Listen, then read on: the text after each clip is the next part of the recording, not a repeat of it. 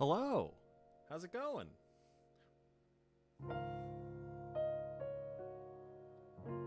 Welcome to the testing ground for whatever I'm trying to do here.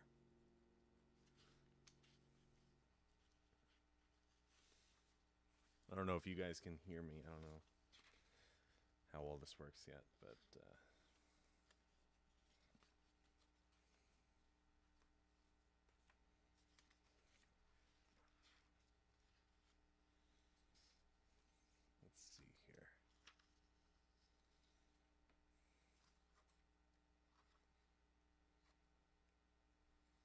Thank you. How's the audio balance between the piano and my voice?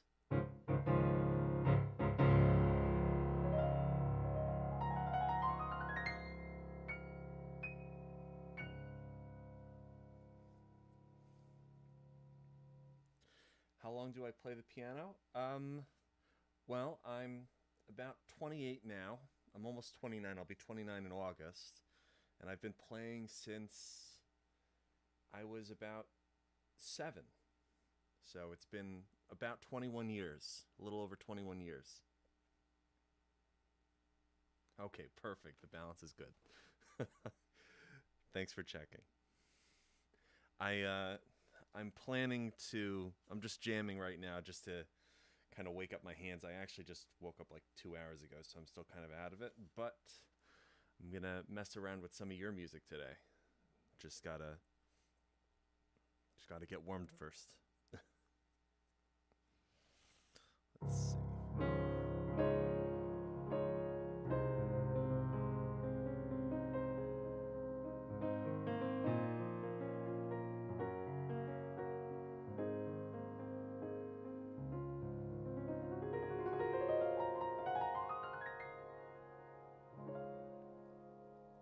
I think I'm gonna warm up with some Chopin, actually, or maybe, yeah. I think I'll get warmed with some, maybe. Ooh, I don't know. Do I play on a grand? I actually, this is a. I don't know if you could see the screen here, but this is actually a digital piano.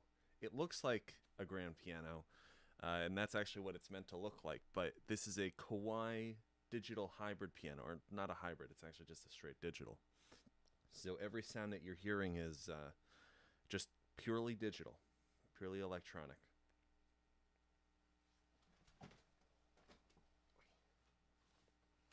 And then I actually, there are these cables over here that I'm using to feed it into my computer. It's hooked up into an audio interface that interpolates the data for the computer. So that's why I guess the sound is clearer than I guess it would normally be.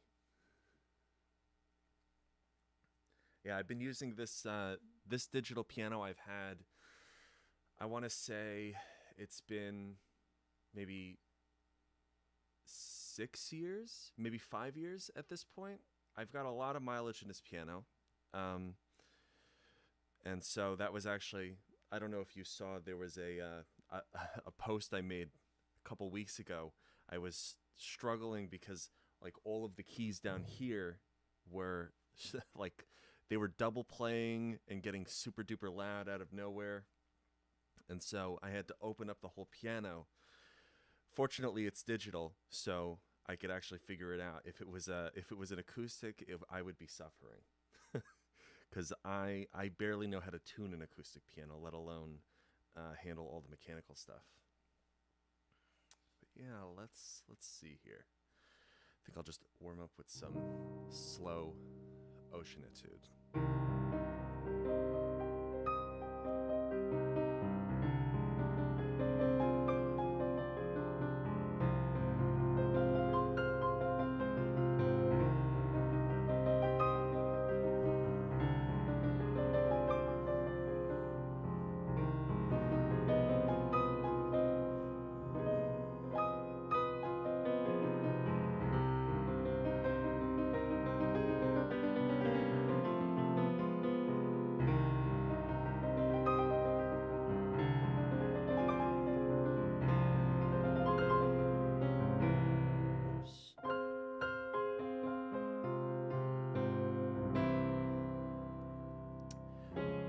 The problem was, ooh, that's a good question. I'm not 100% sure at this point.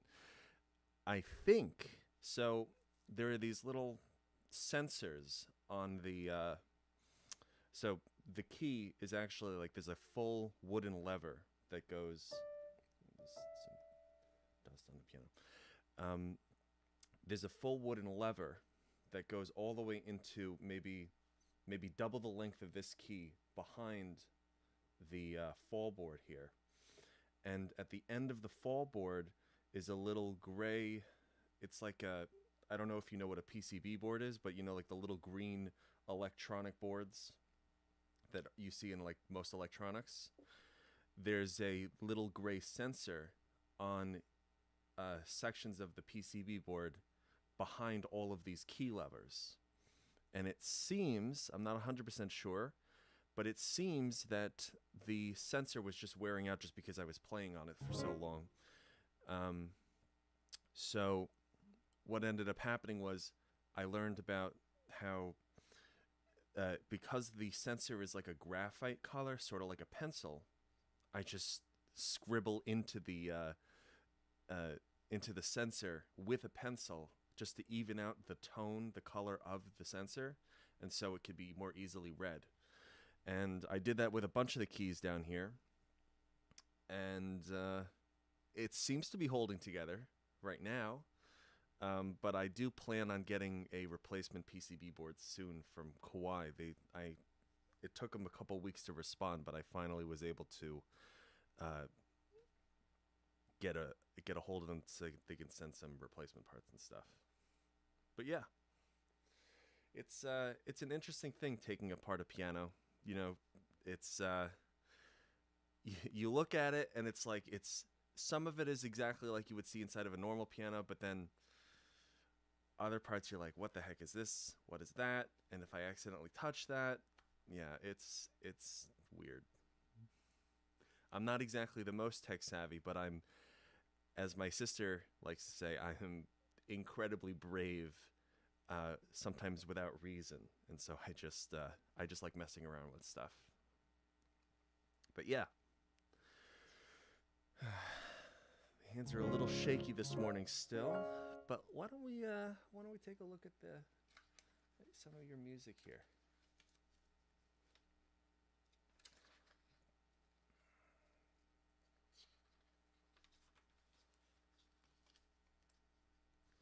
It's so trippy. I'm actually looking at the chat on my phone at the moment, and so I'm seeing you type a message, but I'm also seeing myself like 10 seconds in the past. This is very trippy. I'm not sure how much of a delay it is for you, but it's this is going to take some getting used to. Let's see.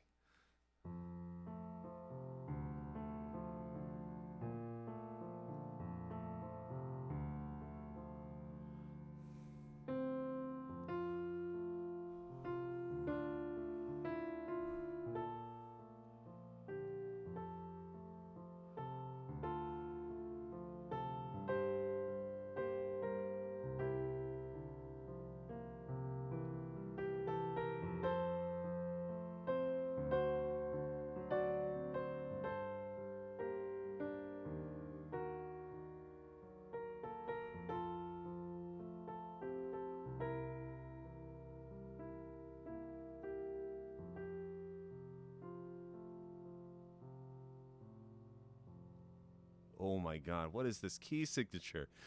7 sharps. Okay.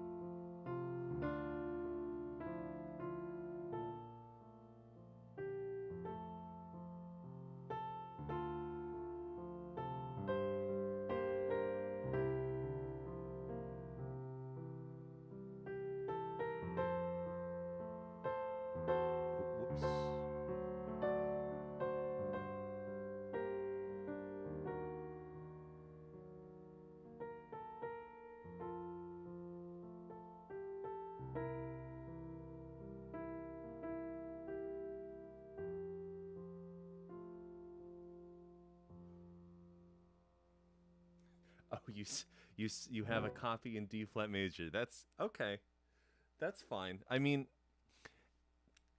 I used to when I was in high school, I used to argue with my theory teacher. I said, "No, I like looking at all seven sharps instead of five flats." I quickly regretted that statement, but that's okay. C sharp is fine, and it takes a little bit of getting used to it first, but it's really not too bad. I do end up thinking about it in D flat major though. That is for sure. But let's see. This is I really like. This feels like kind of like a modern-ish.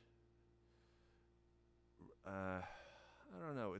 A little Chopin vibe. A little bit of a modern twist. I'm not sure how to describe it, but I really like your pieces here. Let's see. Let me get some actual fingering marked in here. So.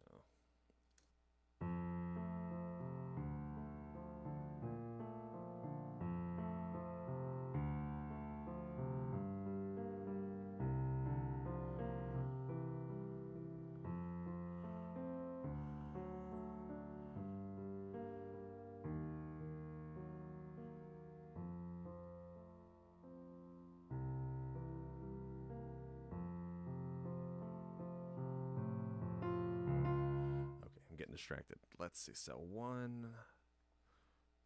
Oops, not one. Five. I always get my left hand numbers backwards. Let's see. Four would be good. Not that it really is that helpful for me because I tend to just change my fingers constantly, but it's always good to record whatever I was thinking at first for these fingerings, just in case I get maybe a student to play the piece. And also I'm considering at some point maybe I'll just take time to fully mark up the piece with a technical analysis. Just something to, oops. Something to record ideas about general playing principles.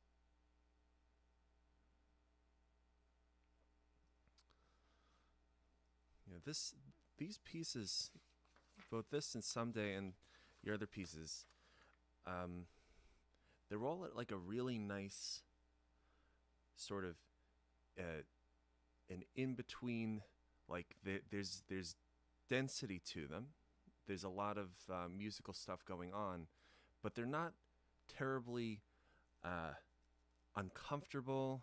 Like sometimes what happens with I've run into so many internet composers, so many, where it'll force me into funky like finger twists and stuff, but all your stuff feels very pianistic, and it still sounds nice, which leads me to think that this would be a good idea. These pieces would be a good idea to show to some of my students, and then I can get them to record them actually. After I figured them out myself, though. Now let's see what is going on in this right hand.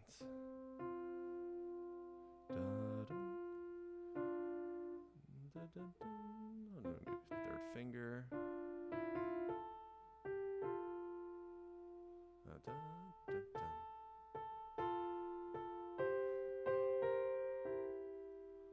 Maybe that's a little too loud, but let's see. So maybe 1, 3.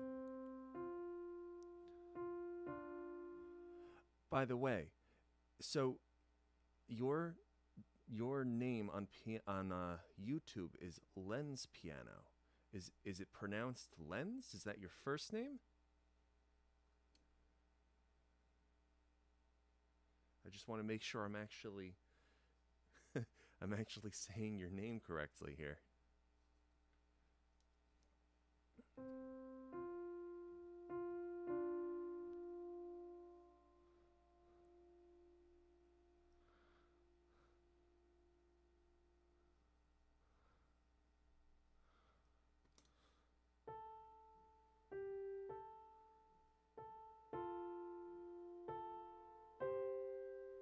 Oh, okay. That's cool.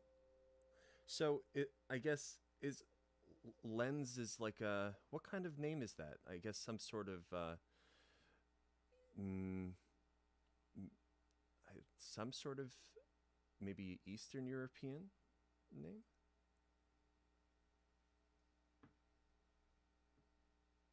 No, it's actually I really liked the name Lens Piano when I first came across it. It made me very interested in clicking. Uh, it's unique. You know what's going on the channel. I think it's a great name. I don't think you should change it. I don't think you should question it at all. I think it looks really good. It has a little bit of mystique to it because you go, "Whoa, what is a lens piano? What is a piano lens?" Because that's at least that's what I was thinking. Uh, I don't know what goes on in everybody's head, but I thought it has a cool mysterious vibe to it. Let's see.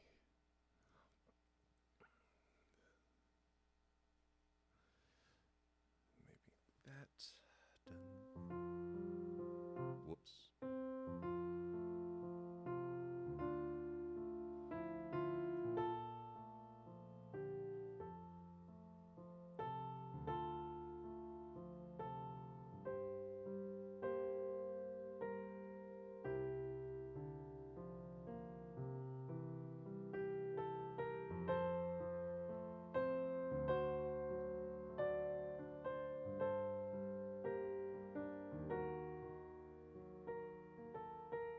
Whoops. Yeah, that'll be 3-2. Maybe I should actually pull this stuff up on the computer so that I can share the score at the same time that I'm sight reading it. Let's see here.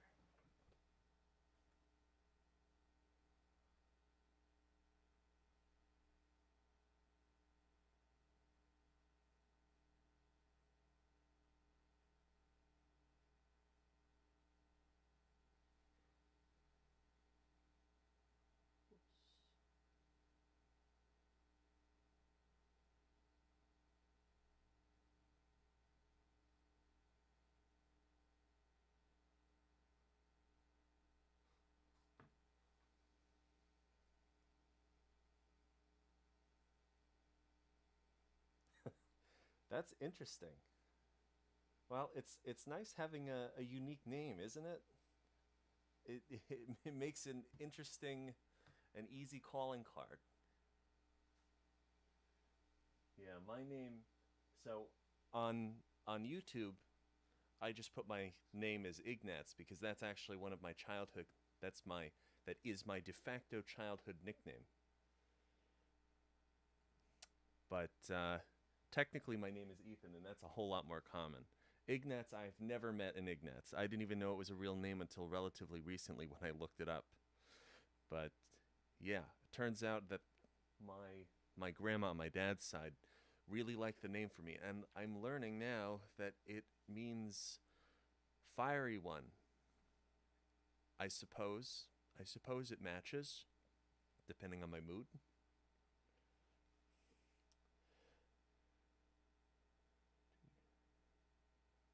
Thank you for the compliment on the channel.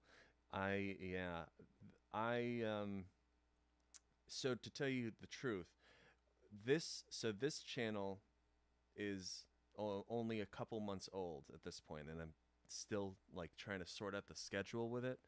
But I technically, so before this, I had a channel called Homebody, and that channel I was mainly active in 2022. I think I actually commented on one of your videos with that um, with that account, and it did pretty well. I got up to maybe I think 1.2 thousand subscribers, and I had a lot of videos on it. I was actually doing this big set of variations on Happy Birthday at the time, and I did it every day.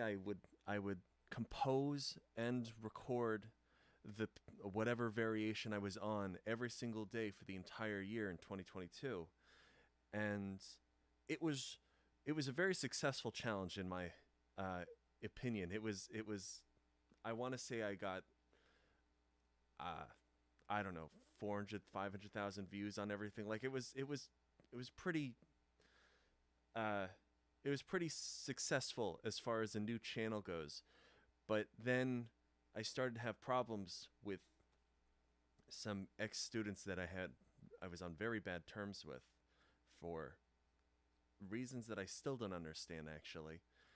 And they kept spamming on the channel, and it was a very difficult situation. It got to the point where I was getting random strikes for like, or not strikes, but I was like some of the videos were getting reported for no reason just because these ex students were very vindictive.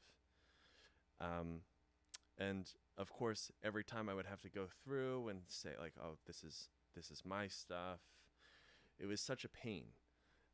So eventually, I just privated all the videos, and I still left the channel in the state it's in now. Um, but it was such a pain to deal with these students. It was a very weird situation. So I ended up kind of pulling away from it, and that it took a while for me to have the motivation again after all that work that I put into that channel. It was hard to have the motivation again to come back to YouTube.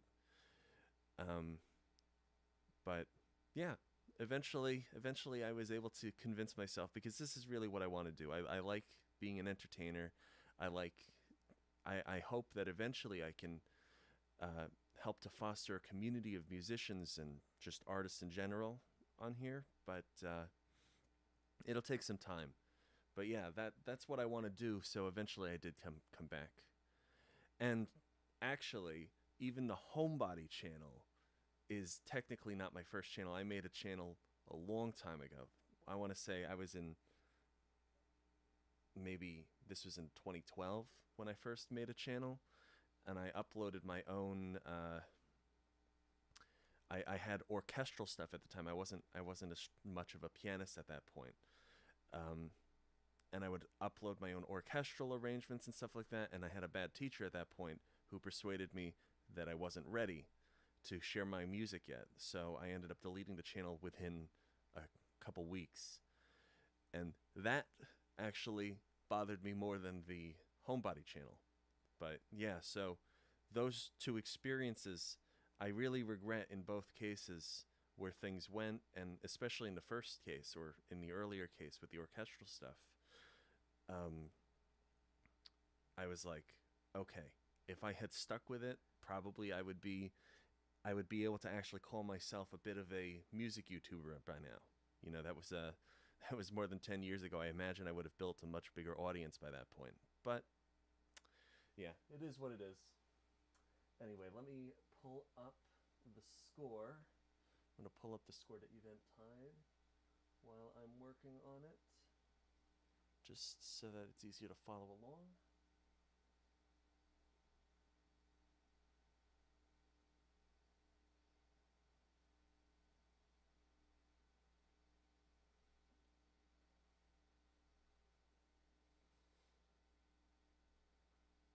Let's see here.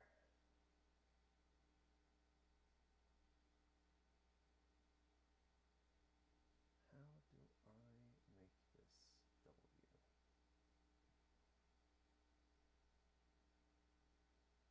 Ah, okay. And let's see, how can I make this so that it's, there we go.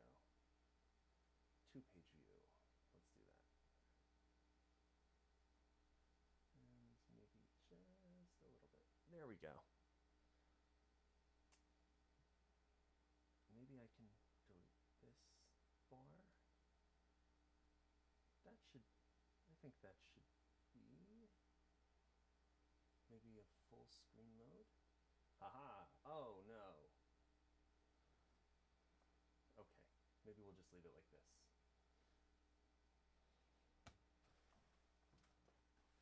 Okay, let's see here. So, let's see, this section, the beginning.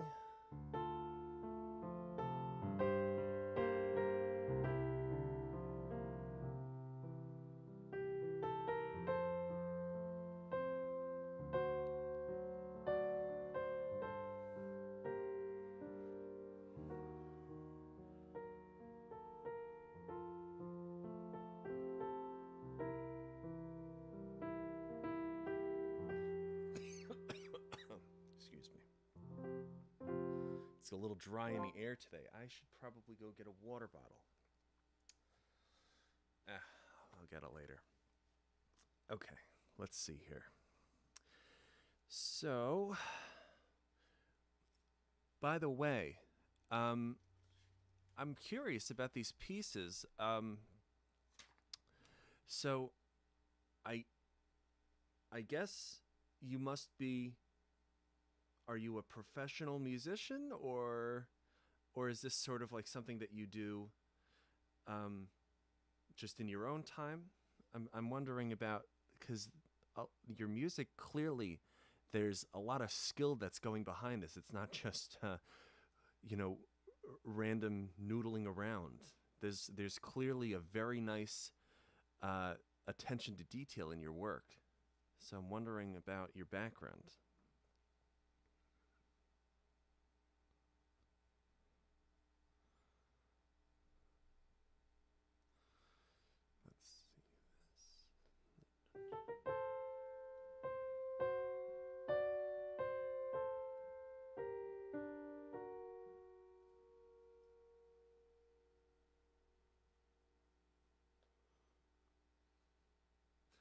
And thank you for the compliment.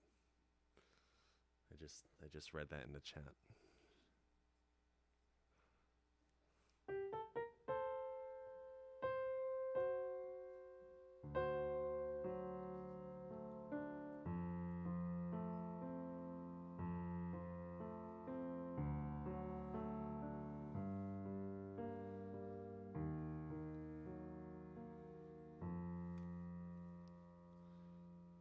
Let's throw this in.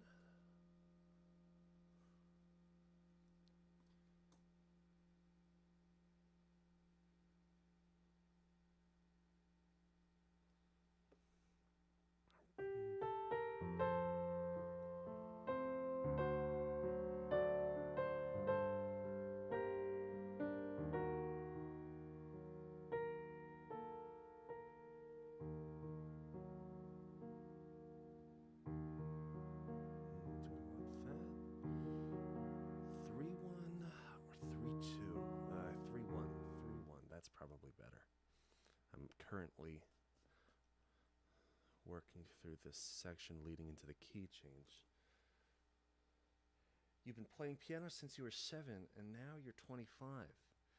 Oh, gee, that's a lot of pressure. Another pianist who's been playing for almost 2 decades. That's awesome. So do you compose sort of on the side now, or is this like, are you hoping that this becomes your main thing as well?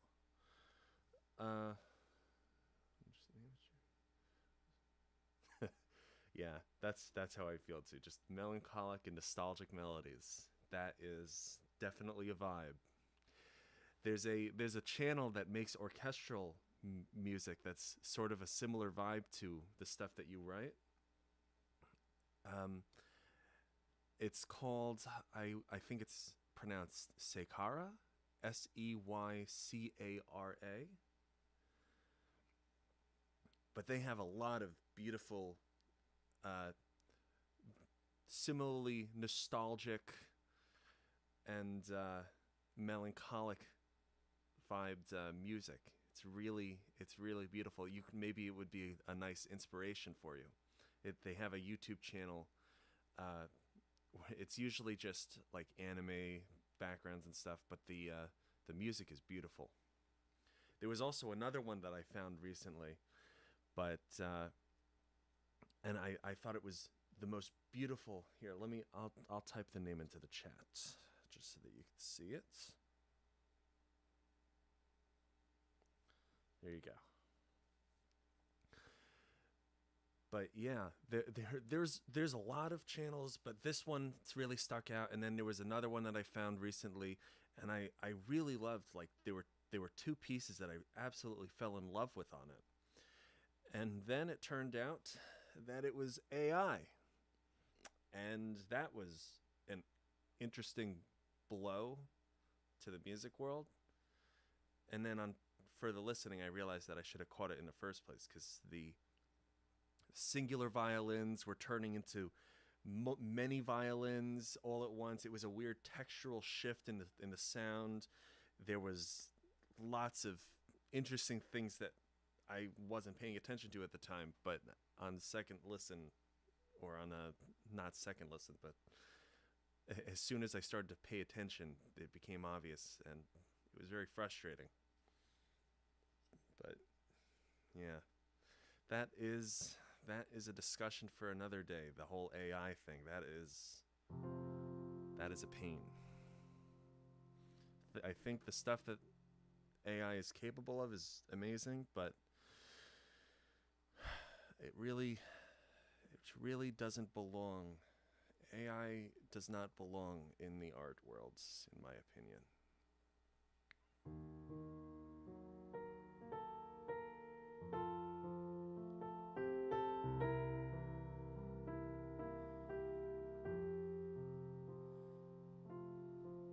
Oops.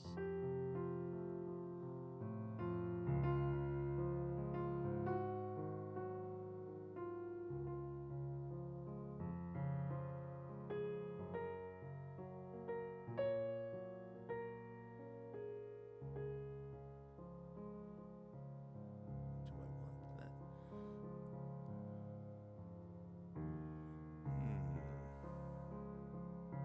Oh, I could flip in this section. I'm looking at measure 13 now. Oh, hello. I'm always looking at your name. Is it pronounced Yoav? Yov? Yov? I don't want to mispronounce it in my head if I can.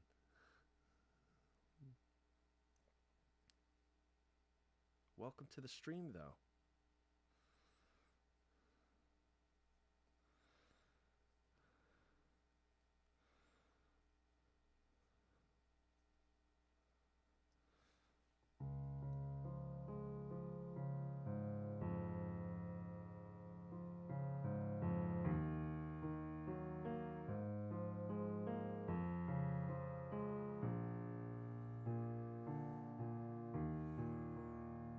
Yoav? Okay. Okay, welcome to the stream, Yoav.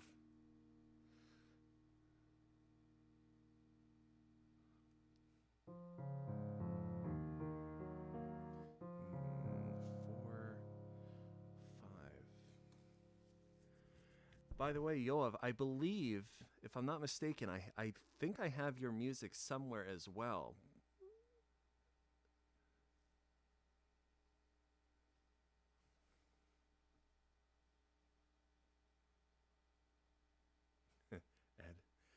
add as many writs as possible. That is something that I certainly will do, even if I don't intend to.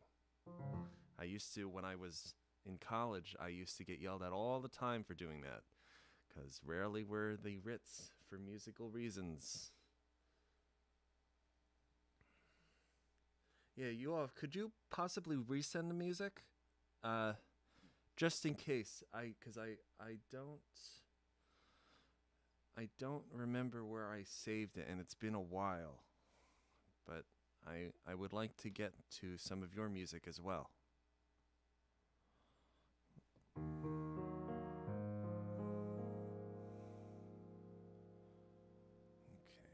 almost to the end of the first page here. As soon as I write in all the fingering, I think I'll move on to someday.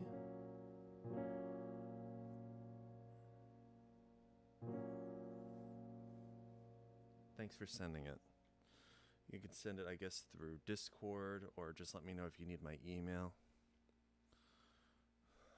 Oops.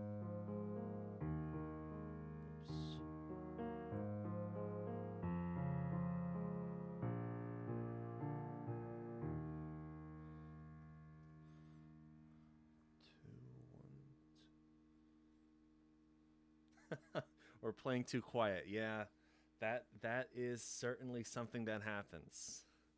I'm tempted at this point, now that I've been teaching.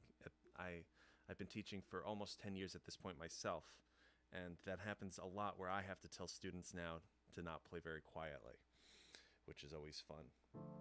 I'm tempted to start making my own like little teaching videos. I'm not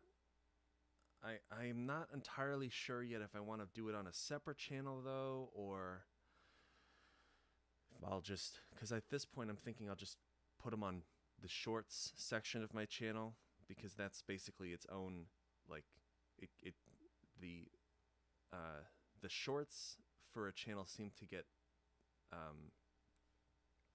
promoted almost entirely separately from the rest of your channel, so I don't think it would be a terrible idea to post little tutorial videos and tips and stuff in the shorts section. But we will see. I'm not entirely sure yet how I want to do that.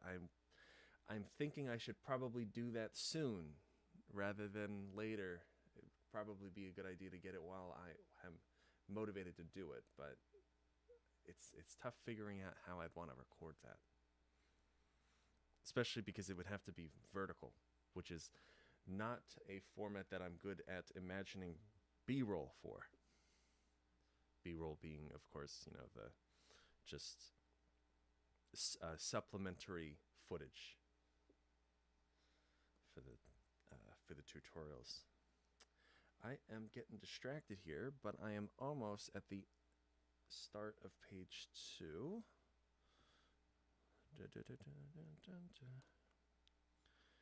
I have to keep reminding myself that I am not, in fact, in C major, or not C major, F major anymore. That would probably be...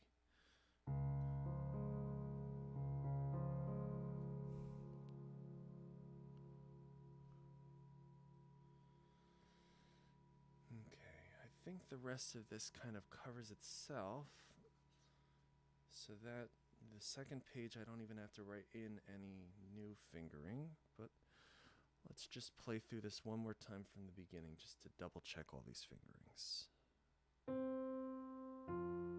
And maybe I'll use soft pedal.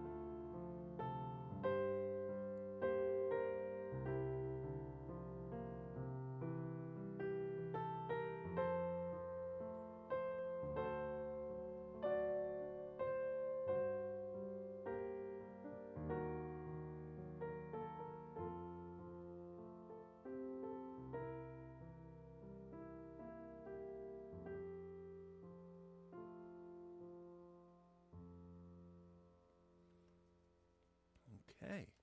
So all the fingering stuff is in for that. I'll just have to worry about the details later. Let's take a look at Someday. Okay. This one has a lot more fingering in it already, which is helpful. Whoops.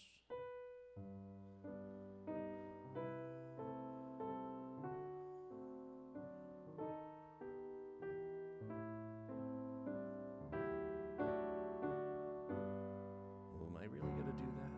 I guess I am.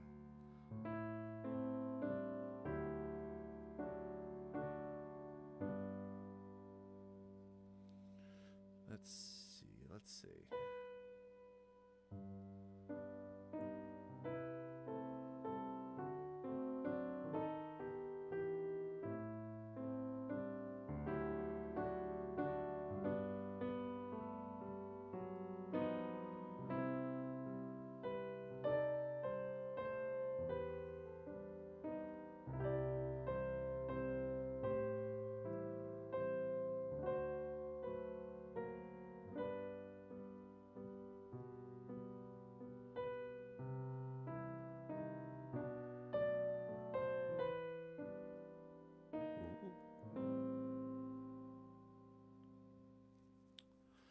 What do I want to do there? Let's see.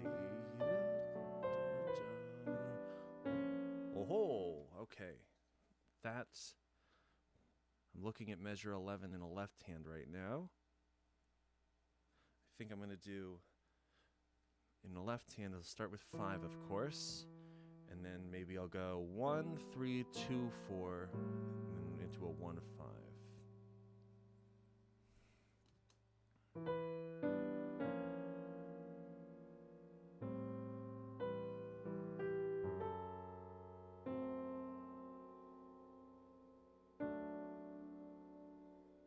Thank you for messaging me on Discord, Yoav.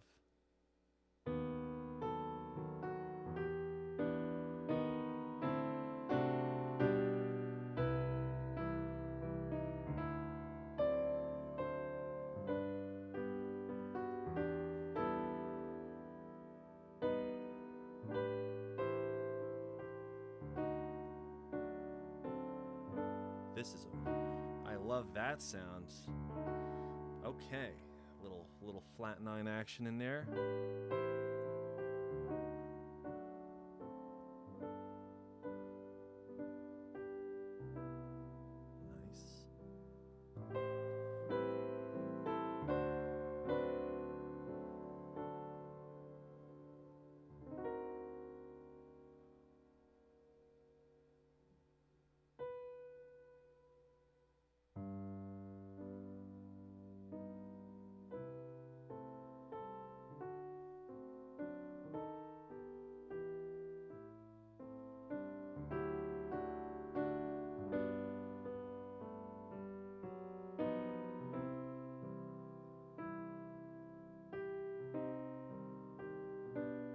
Nice. Okay, nice chord progression here. Can't help but start to sing along with it, actually.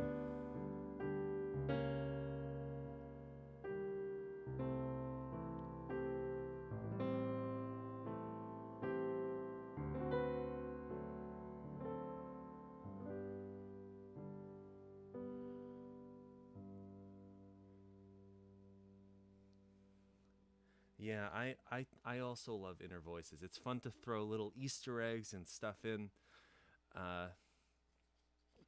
Sometimes it's a little hard to write inner voices that don't completely distract because they're so pretty. It's hard sometimes not to have them distract from the melody.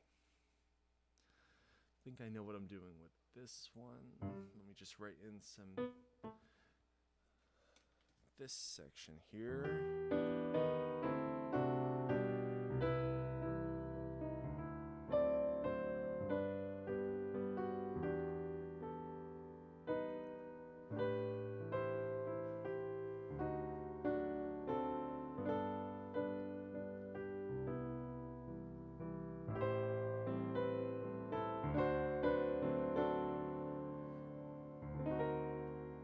That is such an interesting chord in that section on.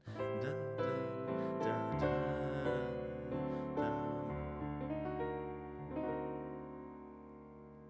I guess it's a little question mark. Dun, dun. I love that. Oh. Do I want to bring out that section?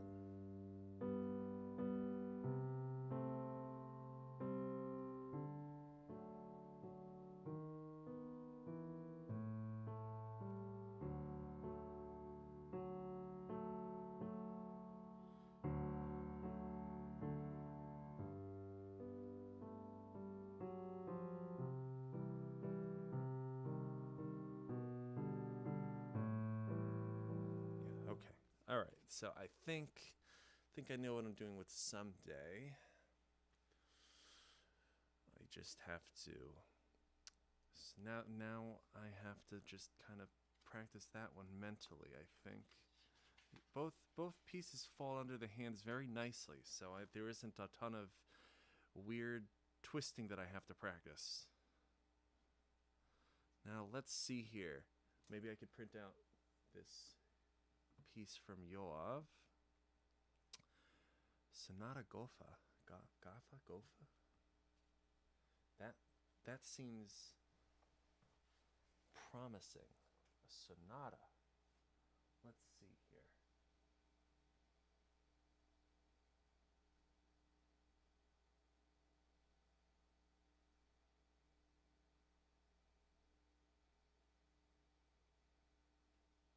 You don't have good sounding VSTs for a clarinet quintet.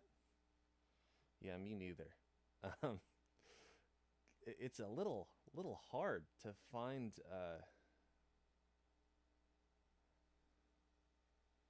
It's a little hard to find good sounding VSTs for woodwinds in general. In my experience, I had a really nice string VST for the longest time. It was in East West. I want to say it was maybe not Hollywood Strings. Maybe it was Hollywood Strings. It was whatever. Maybe it wasn't Hollywood. I think it was. It was a full orchestra VST, and it was really fun. But that one was. That one was so old that I eventually think I couldn't use it on my modern computer. But that one sounded really nice. I'm sure that there's one from Spitfire that could work, though, in terms of woodwinds.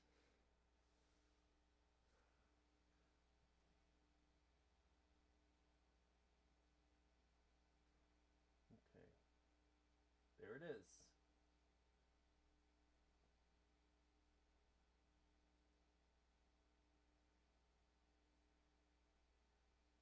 Let's see. 6 pages. Maybe I'll do. Yeah, I'll do. Put out back to back so I can see the whole score.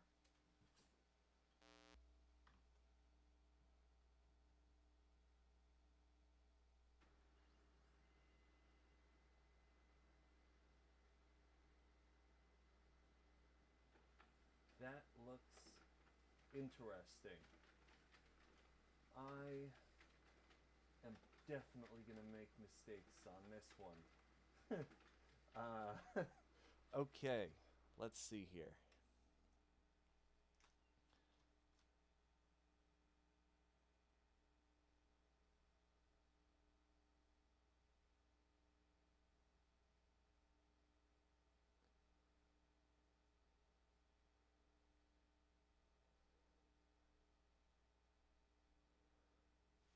The theatrics. The theatrics. Are there theatrics in this?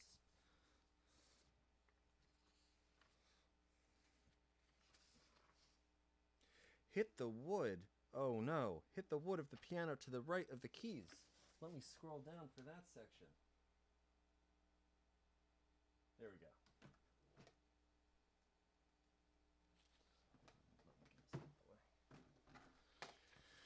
Let's see. Hit the wood of the piano to the right of the keys. Look surprised that the piano has ended, like Victor Borge. Or Victor Borge. I think it's Victor Borge. get frustrated and look over the score with your finger to find the end of the exposition. Yes, this looks like something that would be good if I actually do a full body angle of my performing, which I'll do. I'm not sure yet. I have to kind of figure out what camera angle would be good. I guess I'll just keep switching it around. I was initially thinking I might do something like Katyn, if you guys know Katyn or Hayato Sumino. But I don't currently know how I would do that because I'm very tall and it's very annoying to set up the tripod in such a way that I'm not capturing my head while also capturing the piano. And my room is simply not big enough to zoom out that far. But we will see. By the way, what are your favorite pieces, either classical or just in general, or favorite composers? That is a toughie because it depends on my mood.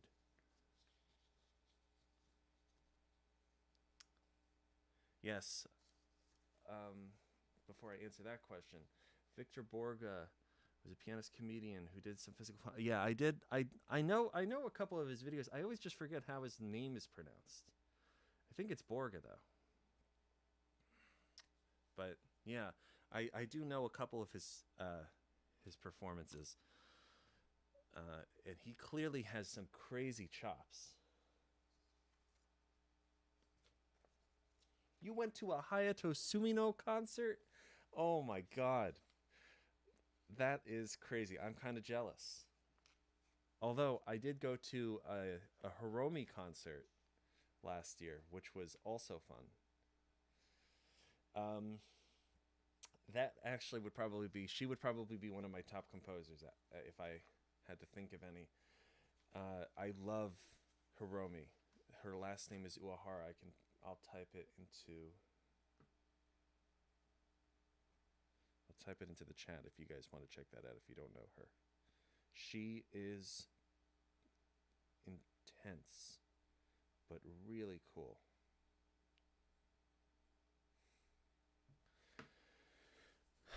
But I went there. It was in New York. It was at the Blue Note Jazz Club. I want to say there might have been like 40 people in the room. It wasn't a lot of people. It was a very small, kind of intimate concert. And then at the very end of it, we got to go upstairs and we all got to talk with her, which was really cool. I have a picture of me somewhere. And I have her signature in some journal of mine somewhere. But yeah, she's really cool. She has a very interesting way of approaching a piano. I have a bunch of pictures because I sat like 6 feet away from her when she was performing. She's a really interesting way of carrying herself at the piano. But a very, very educational experience, I would say. But besides her, oh, that's a toughie. Maybe I would go with Joe Hisaishi has to go in there. You know, Howl's Moving Castle.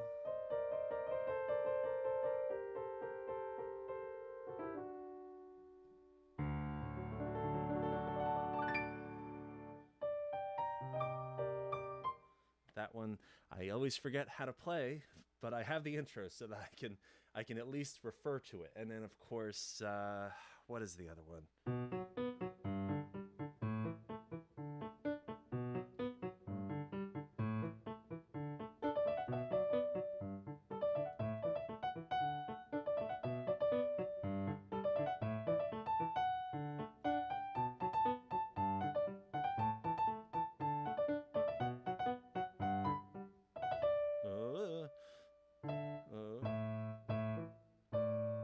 I can't remember the rest of that one.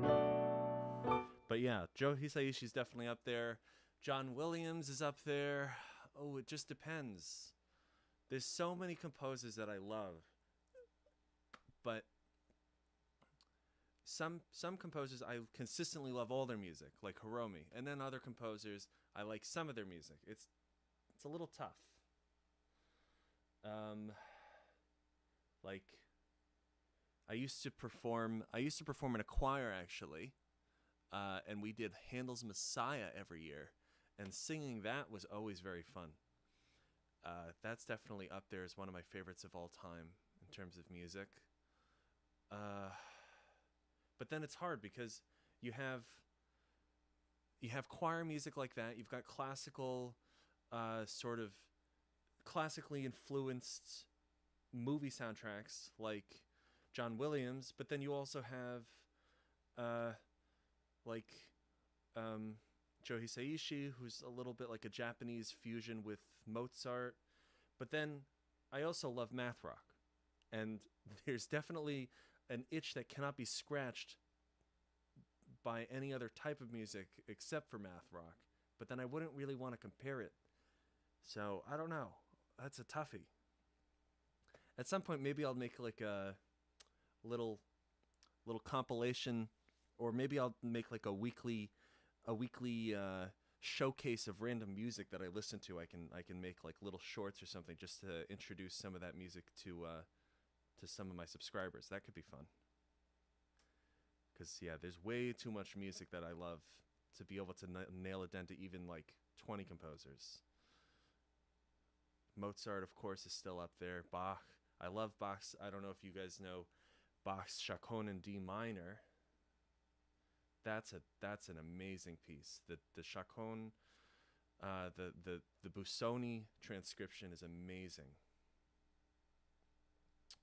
What else is there? Godowsky. Godowsky composed a Passacaglia. Oh, I'm getting distracted here, but here's Godowsky, Passacaglia.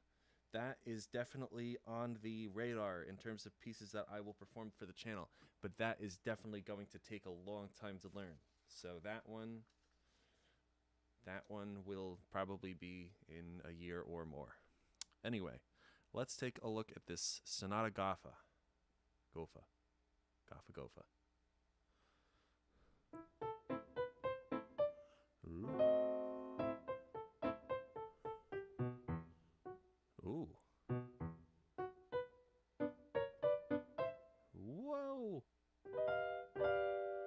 I am getting thrown off by all these funky... Why is my brain doing that? I am...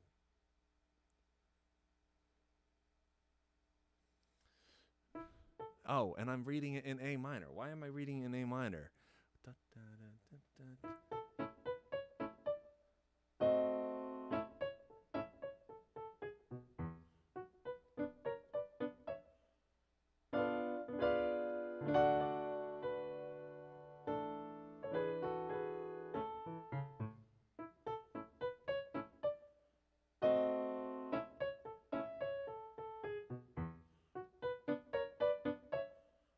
I keep forgetting what this chord is as I keep coming back to it. Let me just map that out real quick.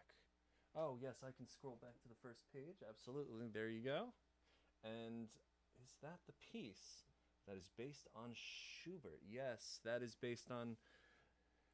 I want to say that the Passacaglia is based on a bass line in the Unfinished Symphony. I can't remember. Don't quote me. That's off the top of my head. But yes, I do believe he's the same person who wrote the Java Suite, if you know that.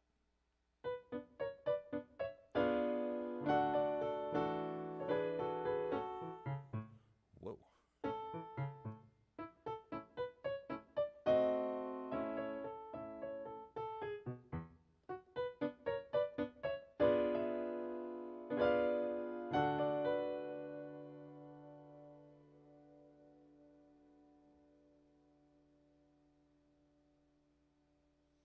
Can I zoom in the PDF? Yeah. Would it be easier if I did... How is that? Is that a little better? Maybe I just got to scroll down a little bit to...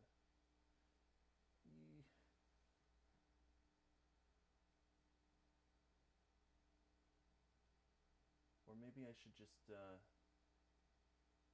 maybe just...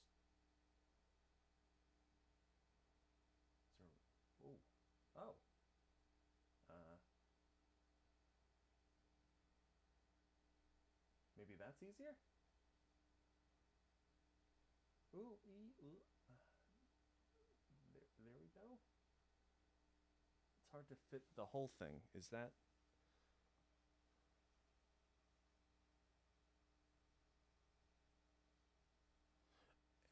You should have worked on this next to the piano more. No, this is actually totally fine. I'm just not very quick at adapting to. Uh, oh, let me change to display to one page. I am not particularly strong with my sight reading at the moment. I'm very out of practice, so that's why it looks like it's very uncomfortable. You don't have to worry about the discomfort. It's actually really not. Uh, it's not too bad at all. I'm just getting thrown off by being silly.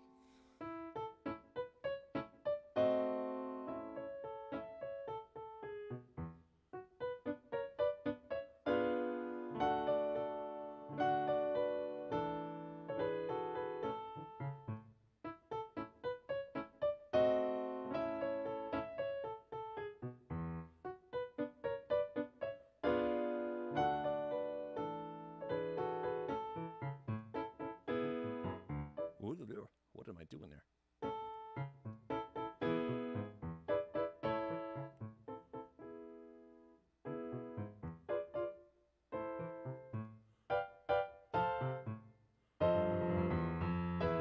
Ooh.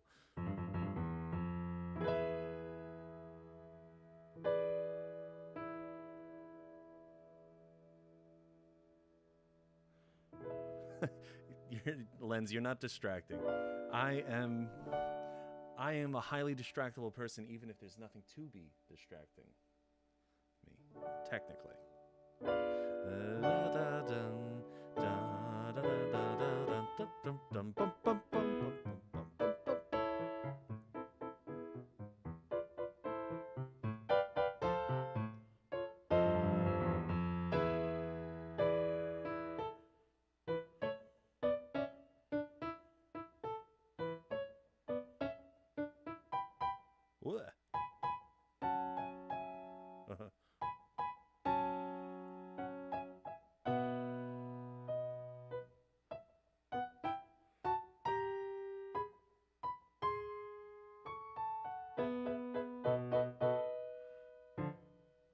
Oh, wow, that's interesting. Ba-bum.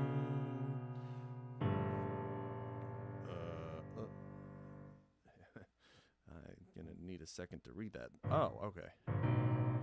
Bum, bum, bum, bum, bum.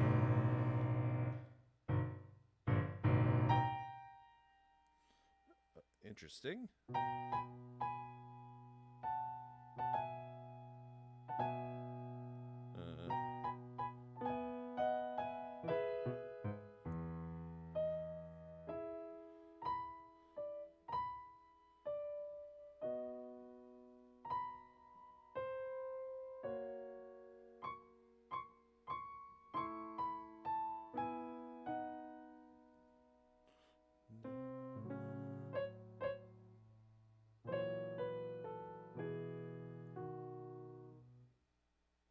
Measure 31 doesn't have to be.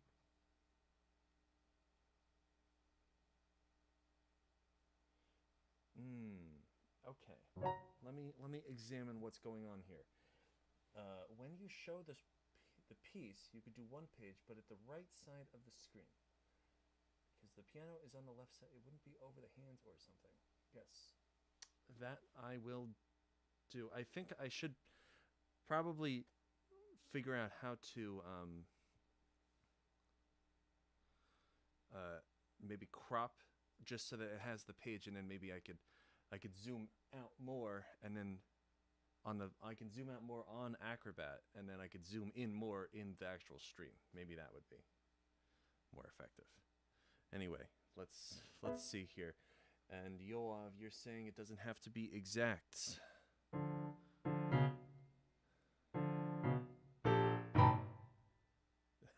I guess like that. I guess.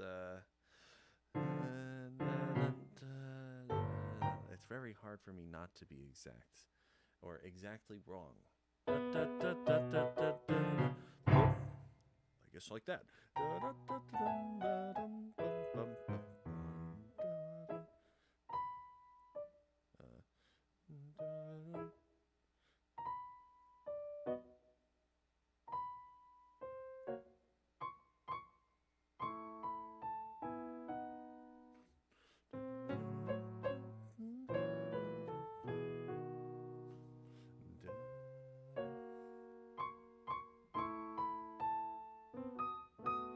Let me scroll up to the second page so you guys can see that. And then let's see here.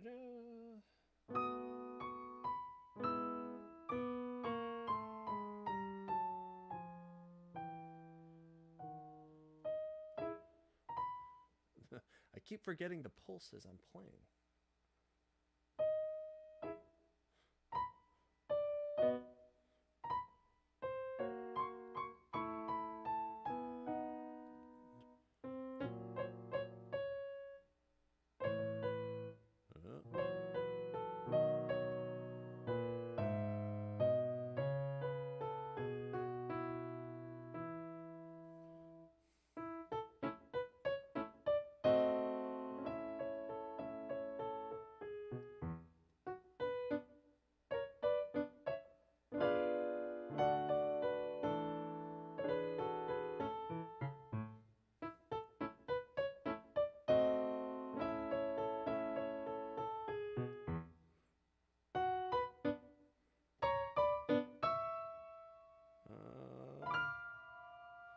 Nice.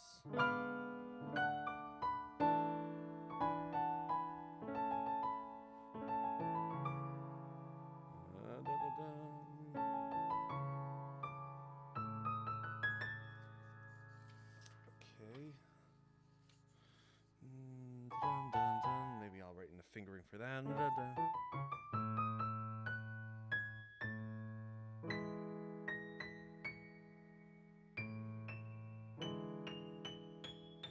Why am I so high on the piano?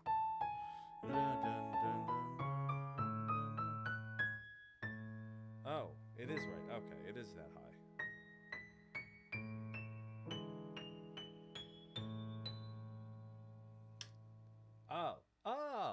Okay. So the Victor Borge section makes sense. I definitely need to have something visible over here that I can kind of work into for the video, but that shouldn't be so bad.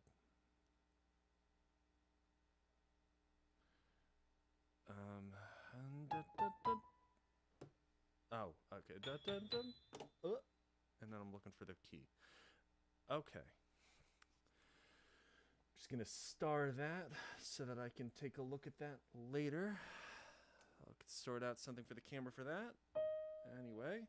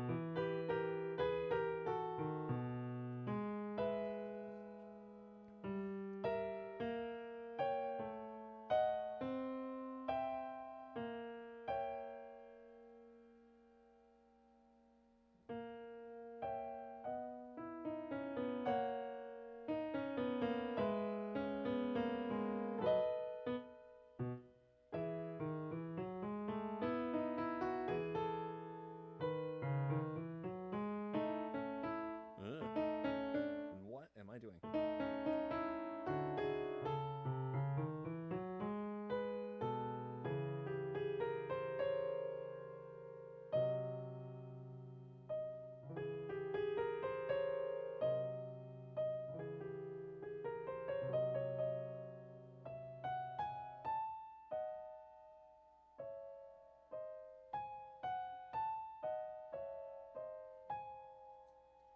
I love that transition there.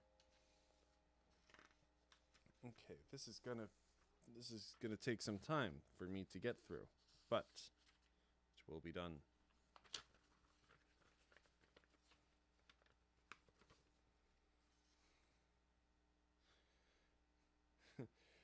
PDQ Box Concerto has a mousetrap on the high keys. Interesting. Yes, I am definitely not going to stick my finger in a mousetrap, but, or maybe I will. I'm not sure. Depends on my mood, I guess. But, yeah, I'll think of something.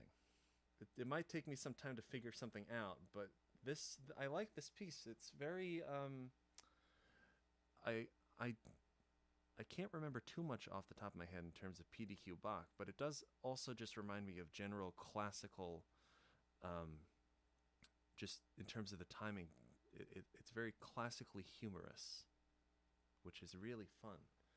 My piano teacher would be beside himself hearing me sight read it at the moment, but I really like this.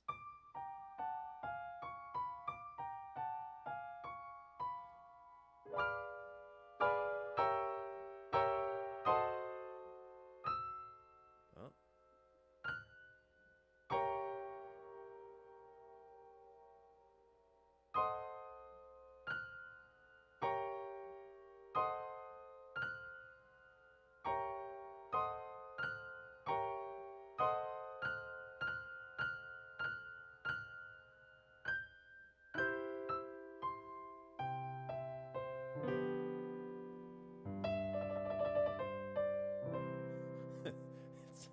I just totally destroyed the whole piece, and then you just end with a little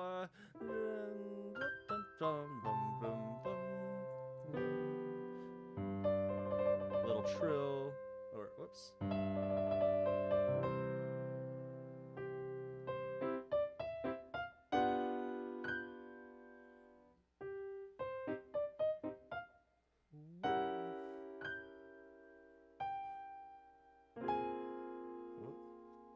That's a little too modern.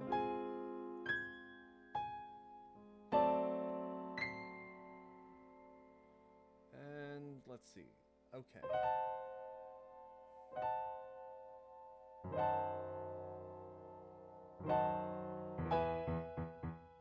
What? Interesting. I was expecting an E minor chord there. Is that supposed to be? I'm looking at measure 110. Let me scroll down to it. 110 kind of looks like it should be going into a minor chord. Right around here.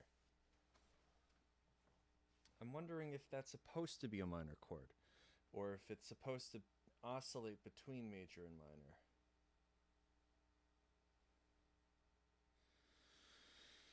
Let's see. Let me back up a little bit.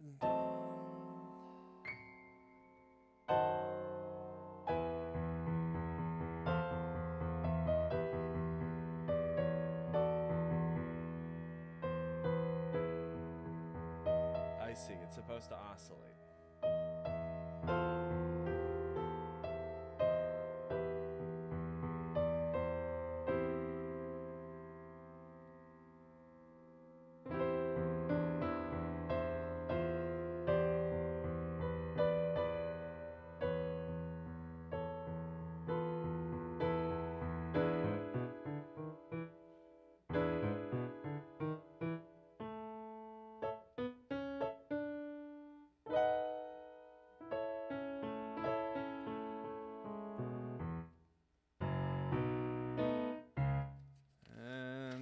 Let's get to the 5th page. Oh my goodness.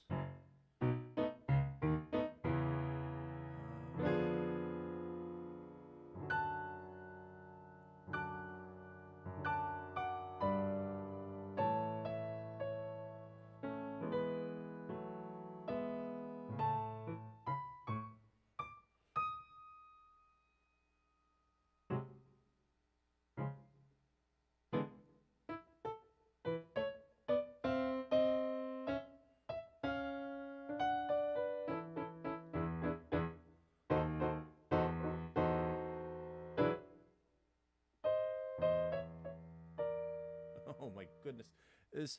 My brain is tired.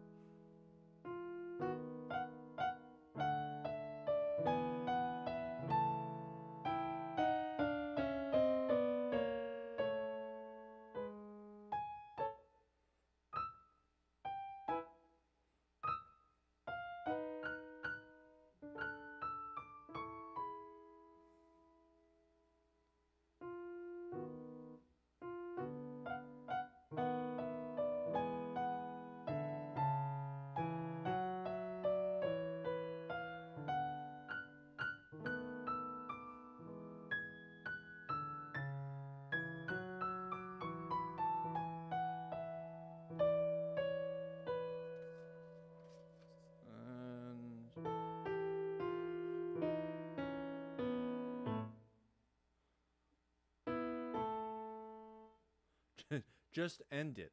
Presto. That is certainly how it feels for me right now. My brain is pretty cooked.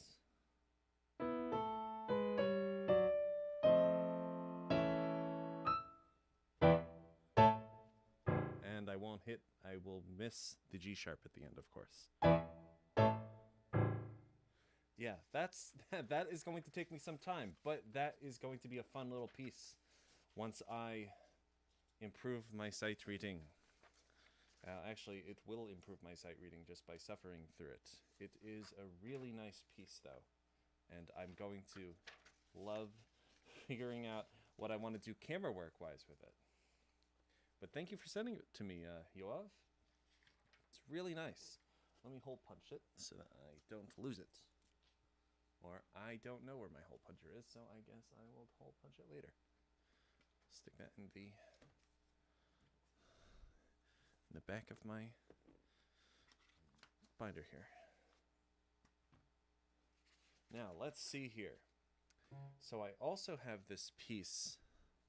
I have this, not this piece, I have this series of pieces from Bethany Joachim that I love hearing. And of course you guys heard the first recording of Frost, but there are 23 other pieces in that set. It's a full set of 24 preludes. So now I will just sight read through some of those.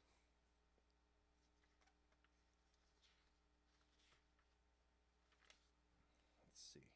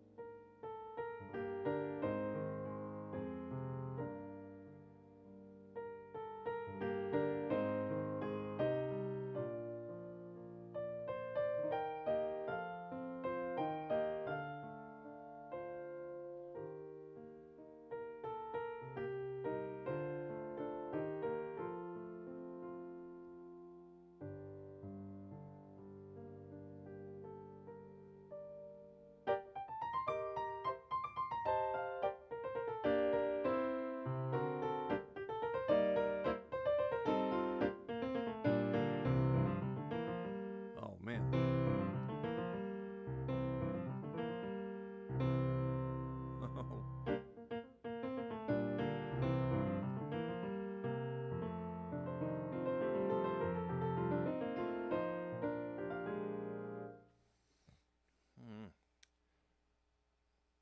Oh man. Okay. Let me pull the score up so that you can see it, Yoav.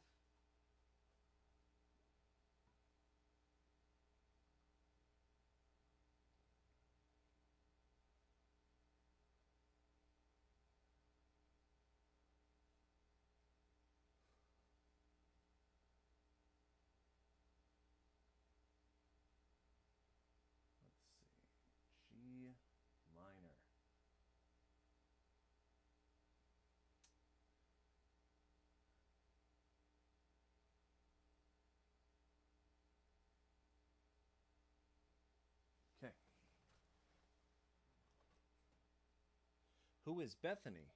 Yes, Bethany is a pianist composer who actually is the reason that I started my first channel, Homebody, in 2022.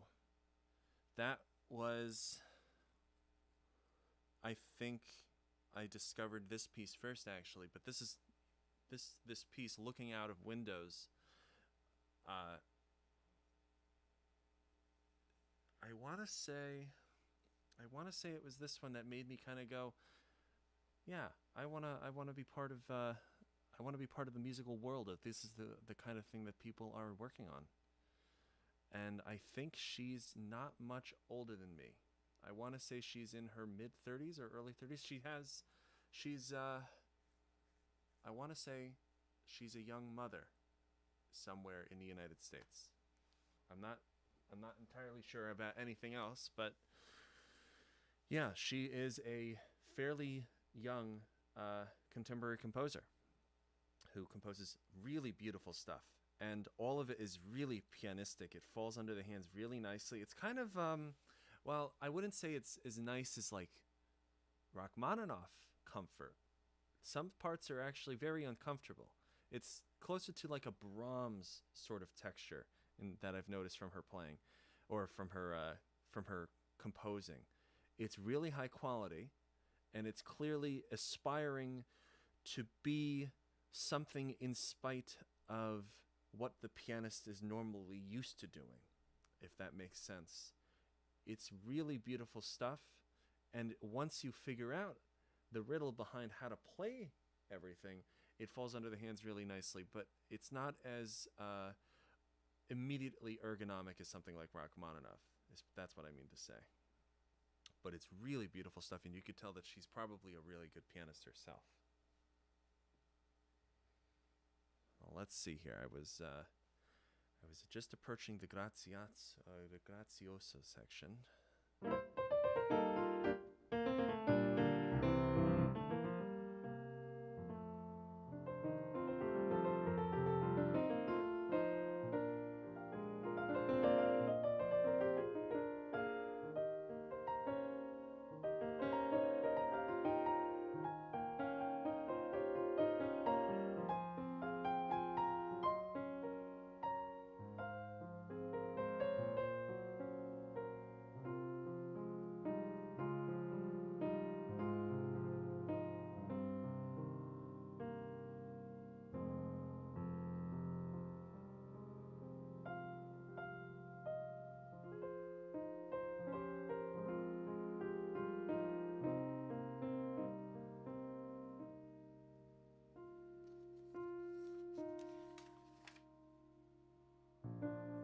Whoops. Accidentally started reading on the third page prematurely.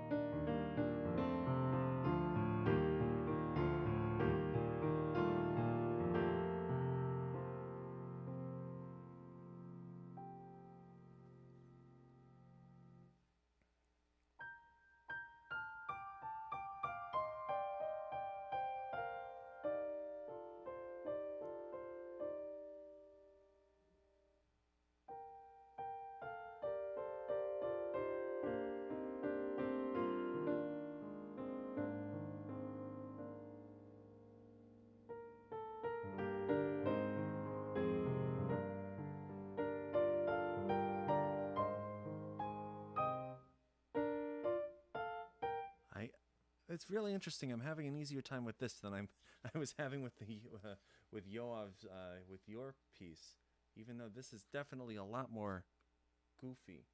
I think that's just because I'm not a very good classical pianist. But will be sorted out. I'm more so a like late romantic. I'm still technically classically trained, but I lean more into the late romantic and early 20th century kind of music in terms of my ability to, or my familiarity with how to play it. So you guys will have to excuse any mistakes whenever I pull out something classical. I'm not a very good classical sight reader.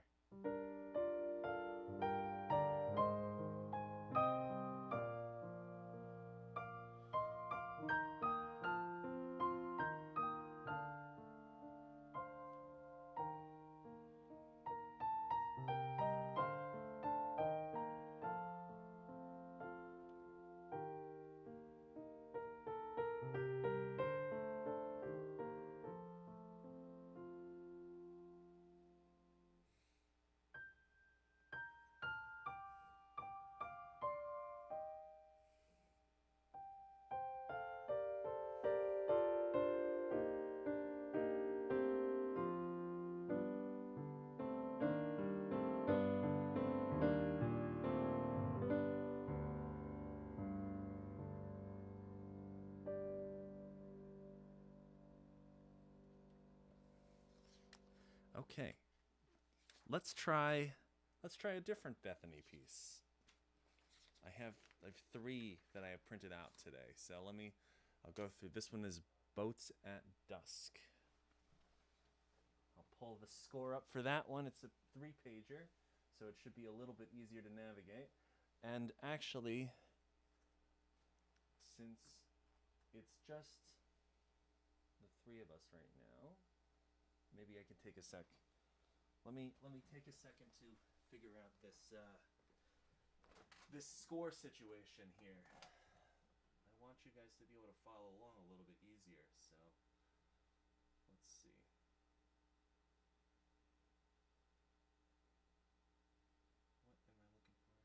again? Boats at Dusk.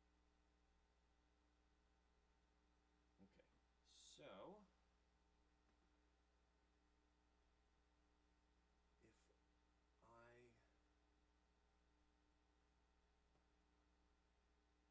I'm wondering if I can crop this. Let's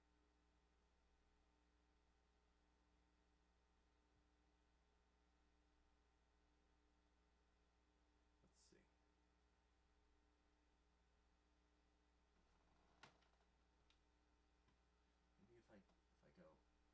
Maybe if I go 2-page, and then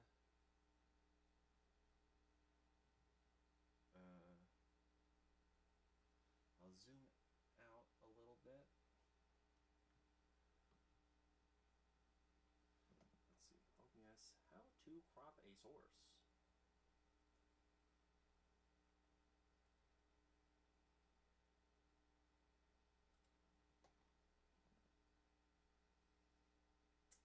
No problem, Lens. Thanks for joining. It was really nice being able to talk to you. Do I have a streaming schedule? At the moment, this is kind of my first foray into this kind of thing at the moment.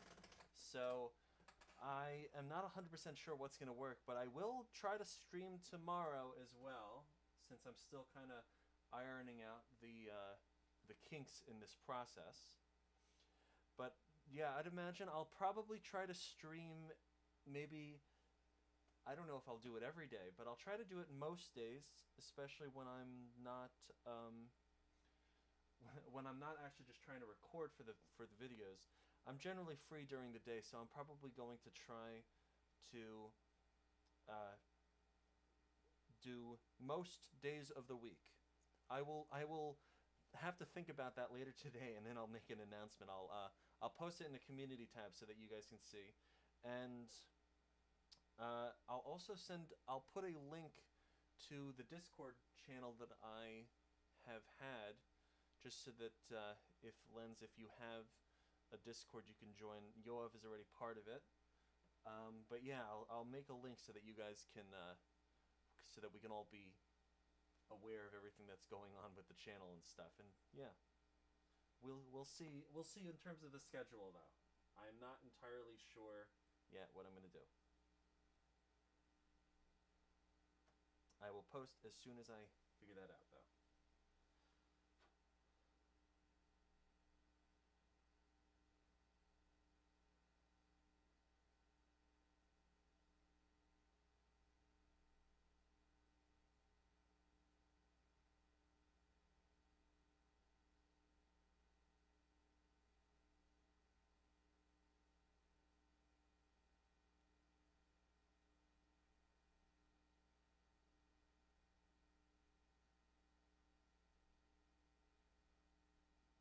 Yes, the um, the Discord is for the channel. I will send the Discord link right now,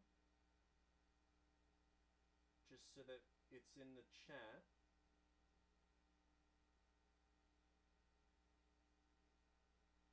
And yes, it is for the channel. It was actually started back when I had the Homebody channel, and it's fairly. There's maybe like 3 of us that are active at the current moment, but hopefully more people will start to come back as I become more active again. I'm hoping that it just becomes a little space for all of us musicians and just artists and people that want to hang out in general. I think that should work.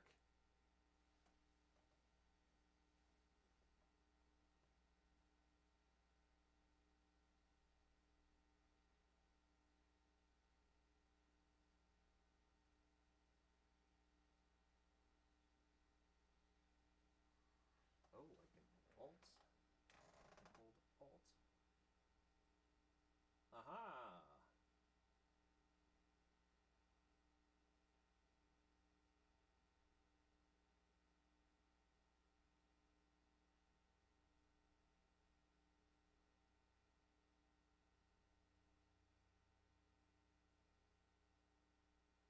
Sounds good, Lens.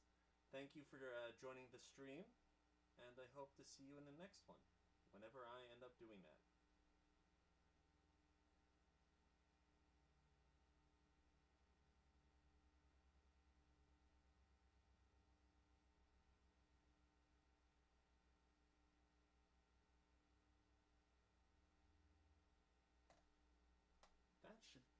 That should be better. I imagine that's a little bit better. In terms of okay. And then I guess I'll just have to scroll. I'll have to scroll when I get onto the 3rd page. But that should be a little bit more doable. Let's see here.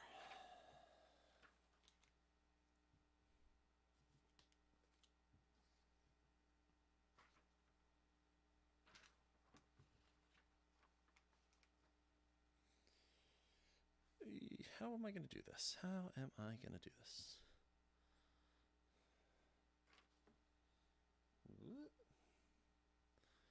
There we go. I'll do it like that.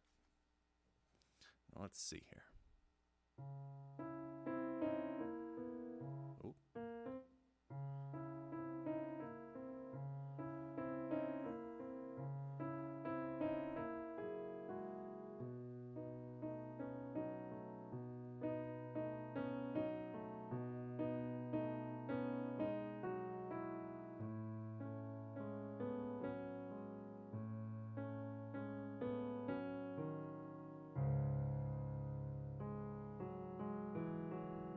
Hi, Rebecca. Welcome to the stream.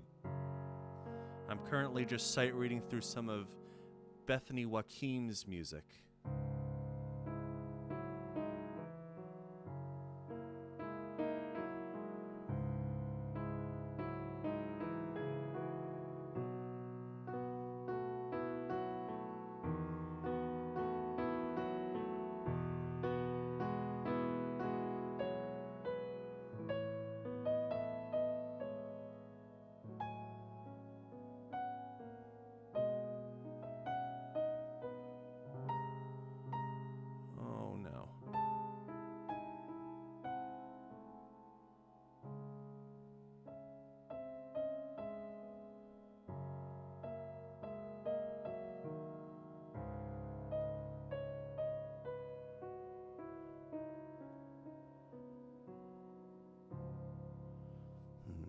let me backtrack a little bit here.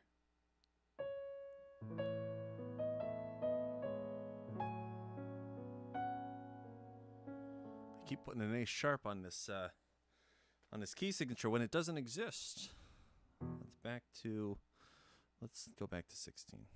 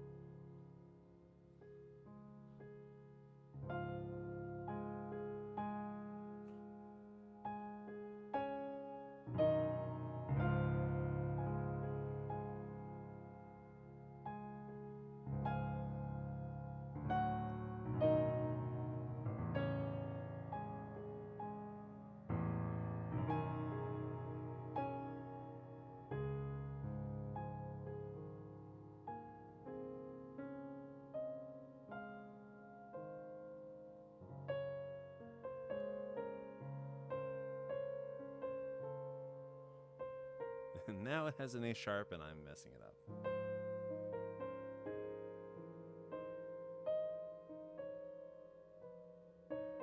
What is going on here?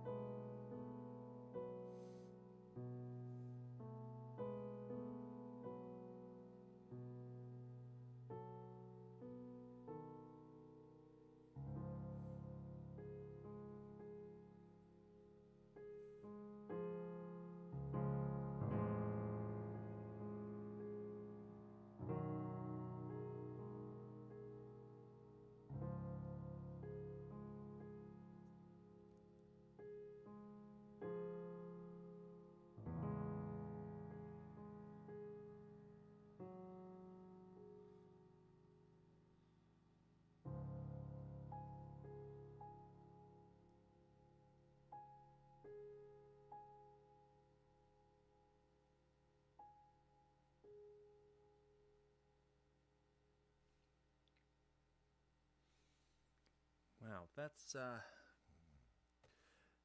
gonna be a really beautiful one when I'm not making mistakes all over the place.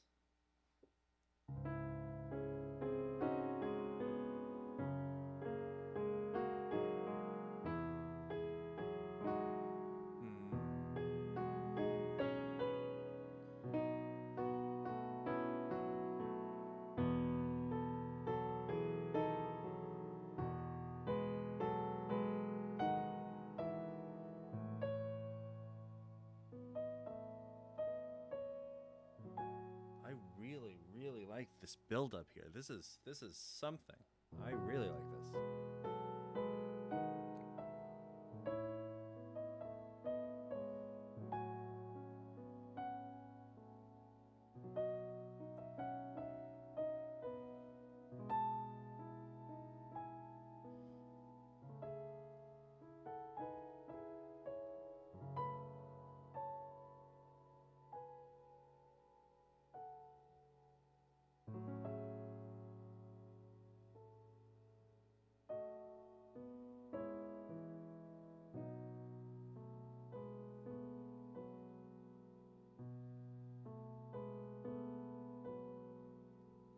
Yeah, that's going to be fun.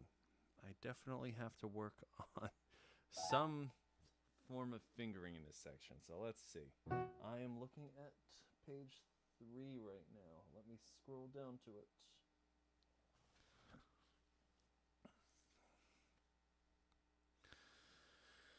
So let's see here. I'm looking at measure 73 now. And this is where it gets funky. So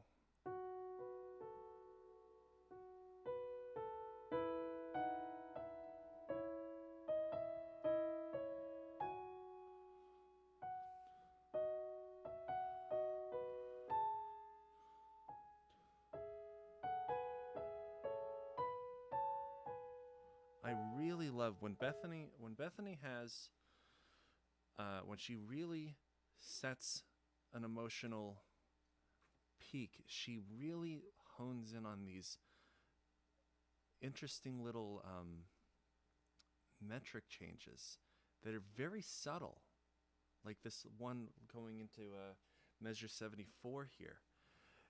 It could totally work just holding it out on a 6/8 instead of a 5/8 time signature. But somehow she figured out that putting it in 5/8 makes it almost feel like well, I'm not sure. It's just it feels like it's struggling almost in a way. It's like it's reaching up. I really like the feeling of this when it goes.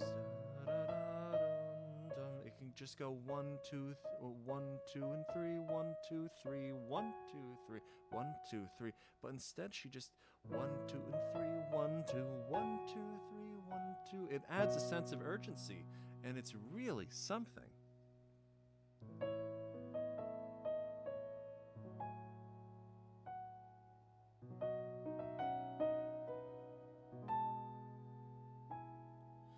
Maybe I should actually count it out that way, though. I am not making it a 5/8. I'm turning it into a 6/8 accidentally.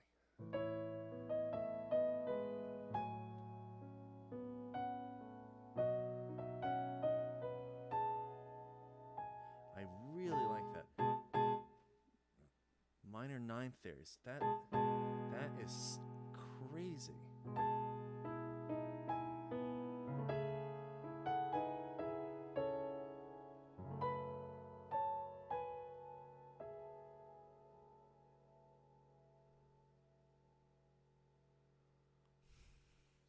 Yeah, I was gonna say this is very Messiaen like in that way, or even well, of course Joe Hisaishi likes to do that as well. There's a lot of really interesting stuff that goes on when you switch the meter like that.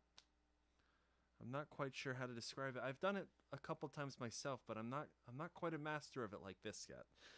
But yeah, let me see. This fingering here is killing me.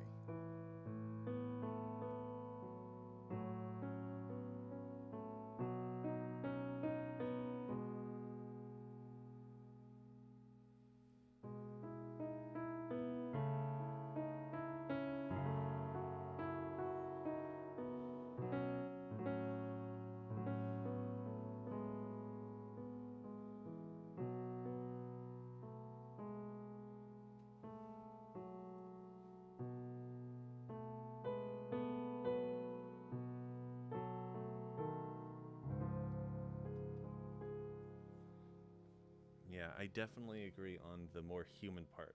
Although I'm not, I'm thinking Messiaen almost was going for the an otherworldly vibe in a different way. His stuff is certainly something as well, but yeah, no, this an extreme tenderness to the way that Bethany switches her time signatures. It's really, really something. Maybe at some point we can, I can email her and figure out if she would be free for one of these live streams, so that maybe she could answer some questions around these pieces. I'm not sure if she's going to be able to make it today, but if not, I can see if she can come to a different time, because that would definitely, there's a lot of questions that I want to ask, because this stuff just, it's mystifying the way that she writes some of this stuff.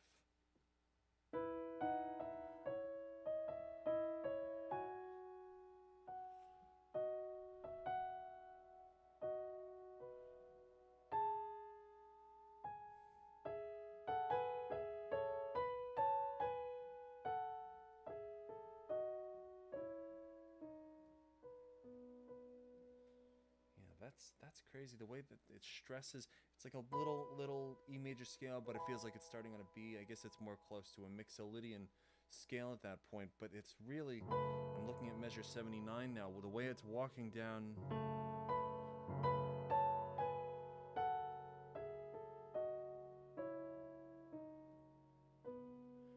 You would expect that it would just go da da da dum, da da dum dum, and just end on that B major chord on beat 1. But instead she delays it, which is really interesting.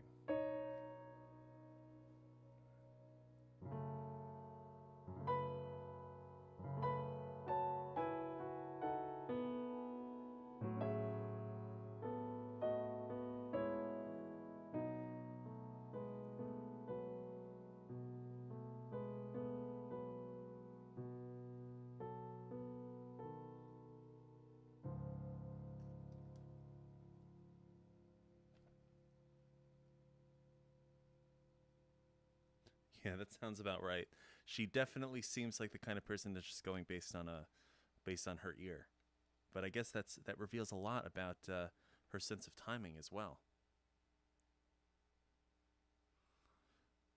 Let's see though. Saying, yeah, for the second movement, yeah. Well, you definitely. I would even say there's a significant improvement between the pieces, between the prelude that I originally saw from you, Yoav, and the Sonata Gofa. That's really impressive, what you're able to accomplish in that. I wish I was a better sight reader for it, so that you could hear more closely to the final product. But eventually, I'll get there, so that I could sight read your stuff much more easily. That is a skill issue to be resolved. Now let's see here.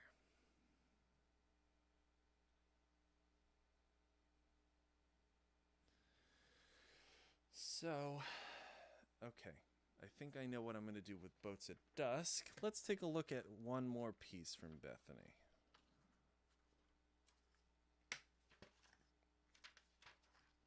I'm going to take a look at this piece as another one of her preludes, After Sorrow. I'll open it up on my computer so that you can see it in a second.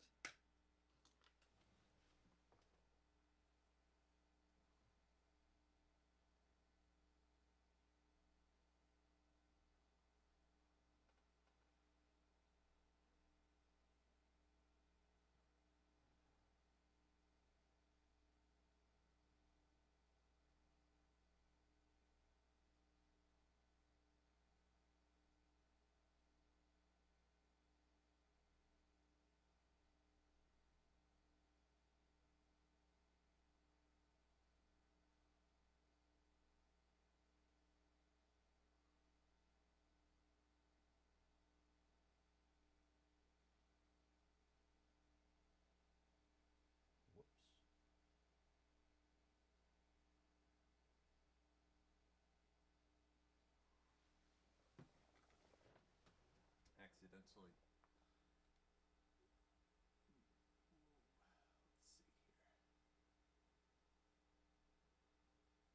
Let's see here. I feel like an old person as I'm trying to figure out all this live streaming stuff. Is this what it's like?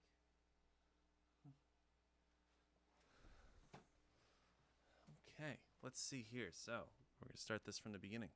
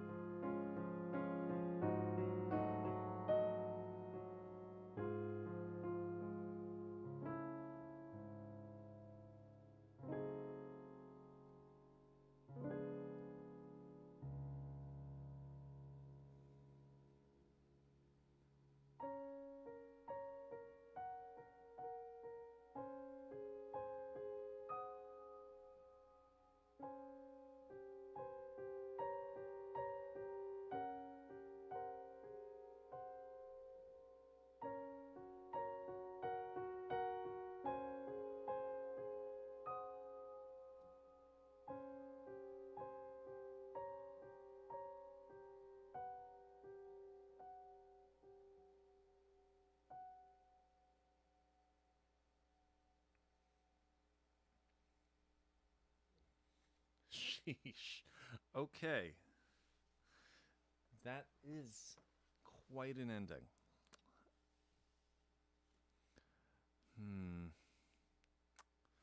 This one is giving me a little bit of a contemporary, totally different harmonic language, but it's very similar vibe to the Chopin. What is the name? This one.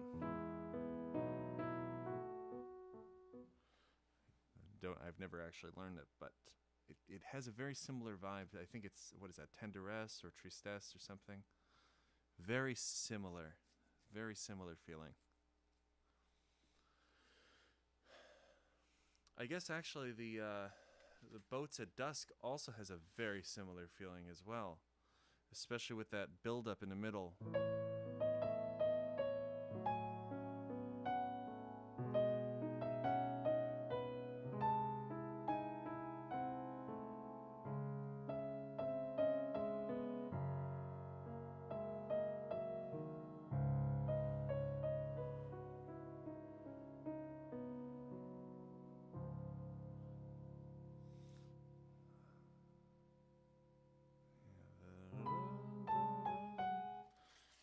Okay, back to this though. I can very easily get distracted by all this music. So let's see. The beginning is fairly straightforward in terms of sight reading. I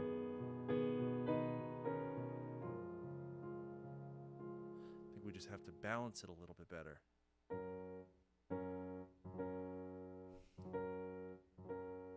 Want a little bit more of that D flat in there while still having the primary B flat sound. And then I'll voice a little bit towards the bottom with that octave.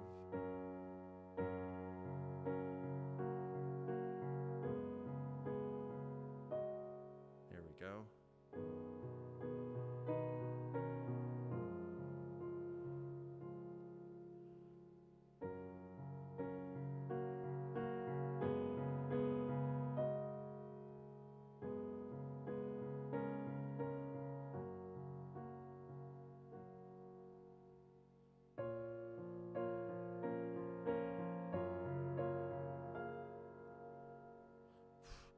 I'm going to have to play that one a little bit better.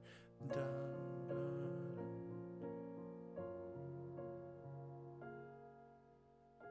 Must be a way to get that a little bit lighter.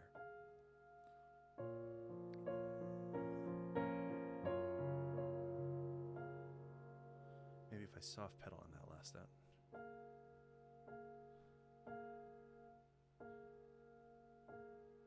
Yeah, maybe not.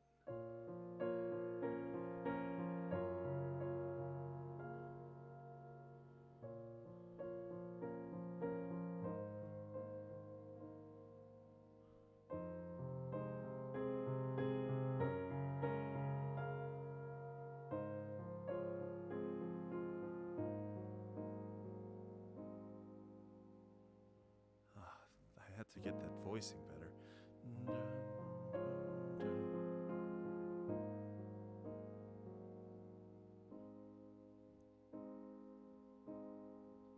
A little bit more E flat.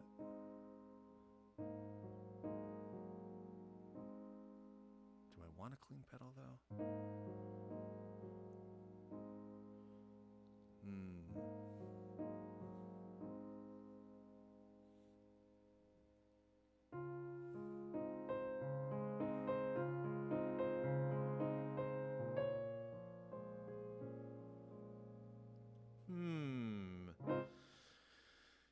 This section.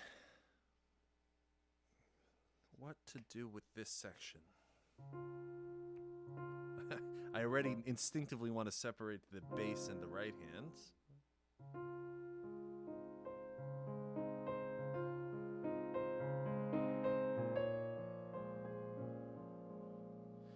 And I'm wondering why she doesn't have a decrescendo written in there. Maybe because it's a little obvious. Now this, I'm wondering about this.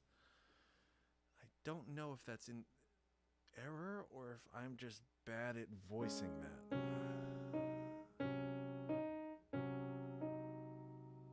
That's definitely an interesting choice of voicing. Yeah, maybe I'm just bad at voicing.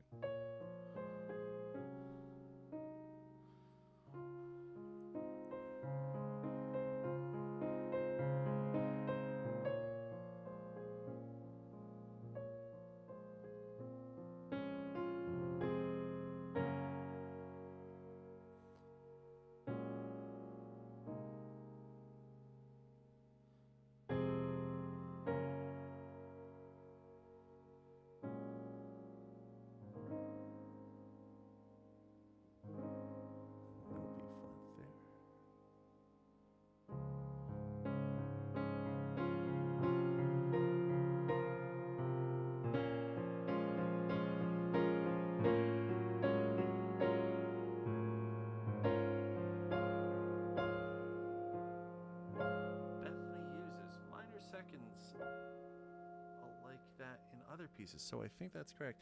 Yeah, you're probably right. I think it's just a voicing thing at that point. It's just a very very muddy voicing there. It makes sense. Harmonically, it makes a lot of sense. It's just very interestingly pointed. I'm not sure how else to describe it.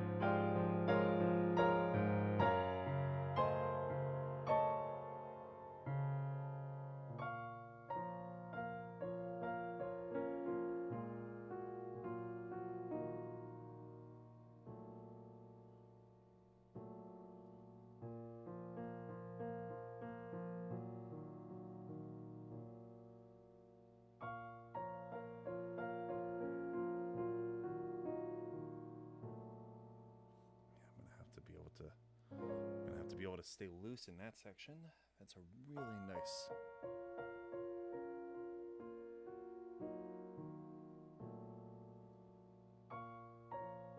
Oops.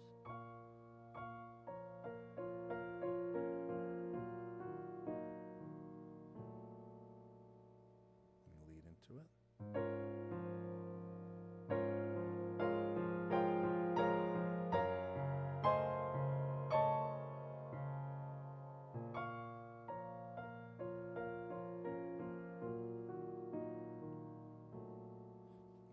Write in some fingering for that section. And this is a C sharp. Technically, that's a really interesting enharmonic spelling of an A major chord at the top of, or at the end of measure 34. It does make sense. That is a very interesting way to look at it. I've never struggled, or not, A major. I really like that. Okay, let's see here though. 5, 2, 4, 1 for measure 35. If you ever try to play that, that's definitely just a big shuffle between 5, 2, 4, 1, 5, 2, 4, 1. Let's see. No, not 5, 2, 4, 1. Yeah, 5, 2, 4, 1. And then 5, 2, 3, 1 on the second chord. 5, 2, and then 5, 2, 3, 1 again, and 5, 2, 4, 1 for the last two little intervals there. Why am I? So that whole measure, measure 35, the top of that would be 5, 2, 4, 1, 5, 2, 3, 1, 5, 2, 3, 1, 5, 2, 4, 1. And then the left hand is just vibing on its own.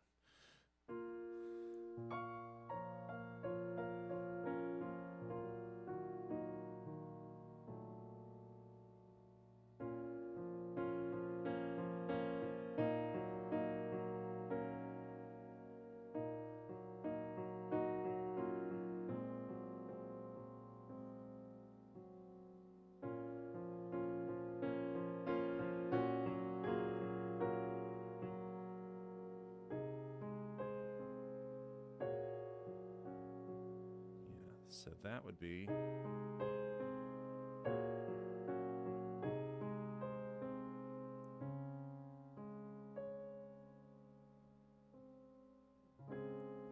let me see. So measure 43 is straightforward. Measure 44 gets a little bit hard to read in terms of the tie there. You said that A flat in the right hand is tied. The E flat is not tied. I see. Okay, so she wants that major seventh sound in the left hand to be accentuated by that minor second in the thumb on the right hand. That's a very, I would say, surprisingly coarse sound.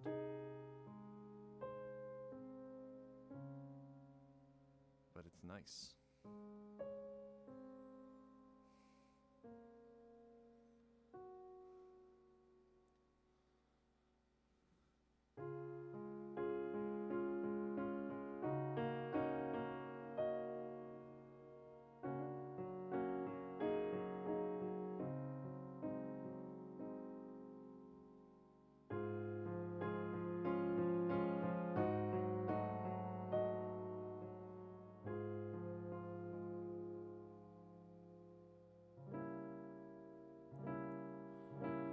Another interesting enharmonic spelling. I guess that's supposed to be a D flat fully diminished chord in measure 53. I'll turn to that page since I'm looking at it.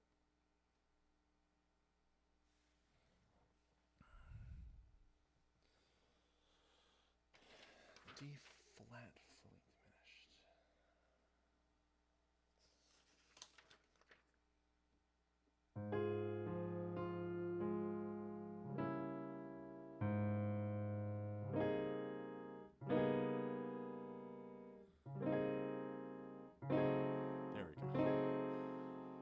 Confused by that for a second, and that's a G flat fully diminished.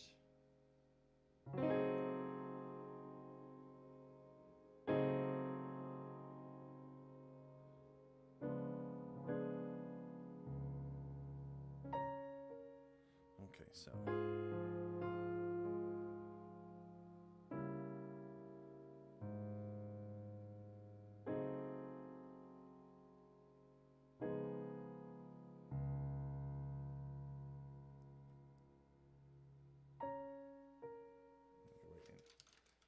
the G flat fully diminished here.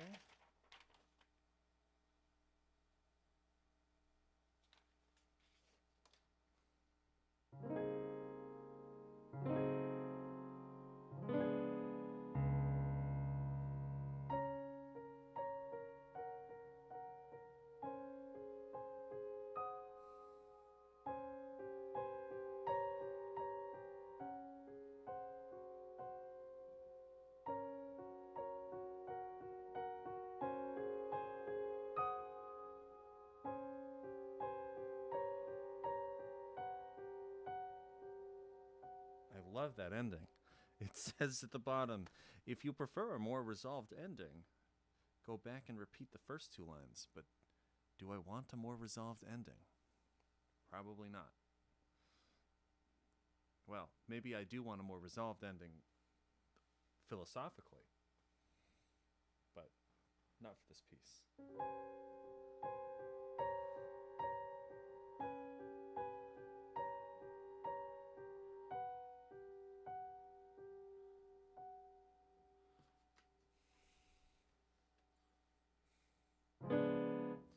Okay, so that takes us through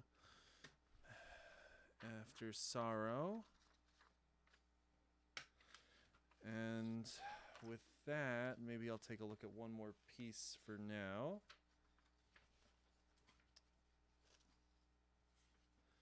Ooh, okay.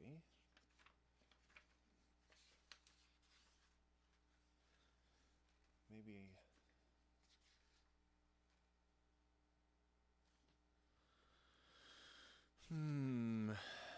There's so many pieces that I could take a look at. But I want to pick one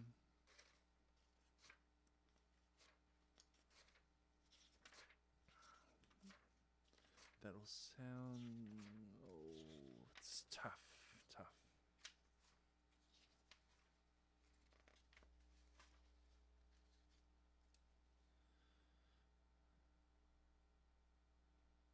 I'll take a look at this little... This is a little miniature by one of the Discord chat members. This is I think it's Spino X off the top of my head. I think that's what he put as his name. But he has it. He has a YouTube channel. XZY158. Let me pull up the score.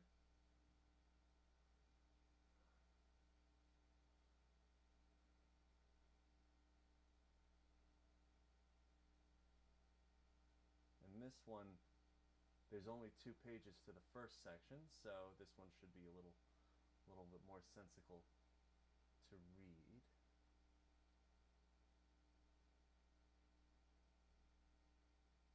On the stream. Okay, there we go.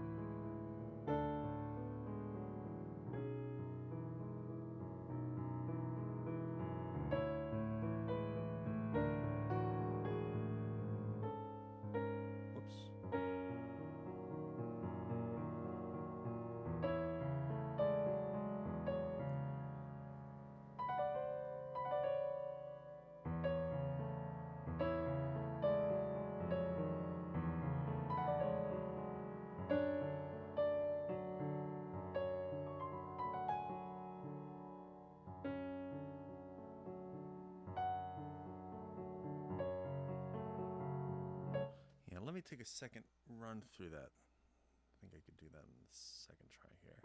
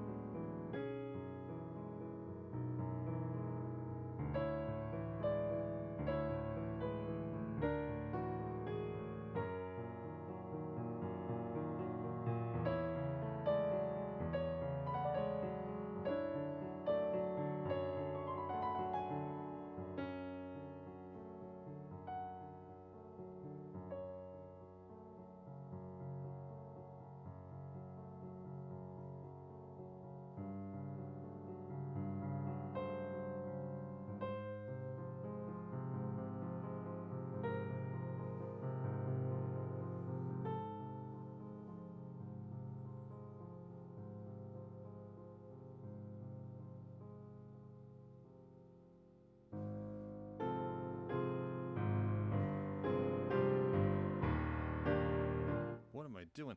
It's pianissimo, and I'm out here trying to play a fortissimo.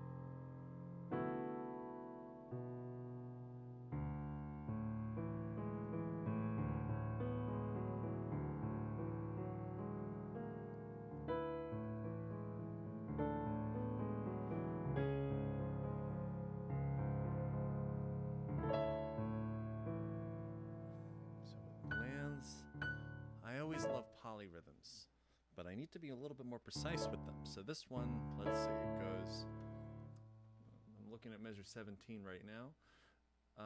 Measure 17, so that first right hand goes with a D, of course, but then the C sharp in the right hand that comes after that goes with the G sharp, and then the F sharp goes with the D that's next. So that should be, whoops.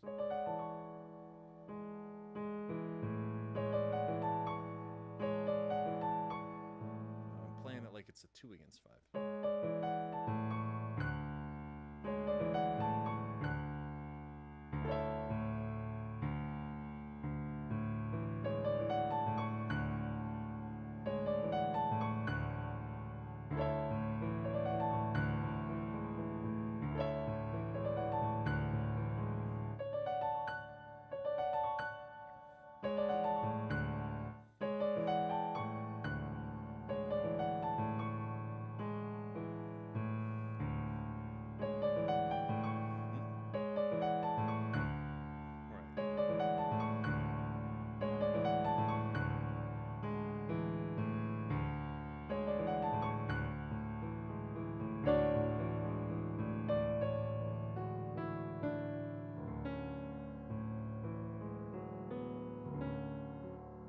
Let's try that one more time from 16.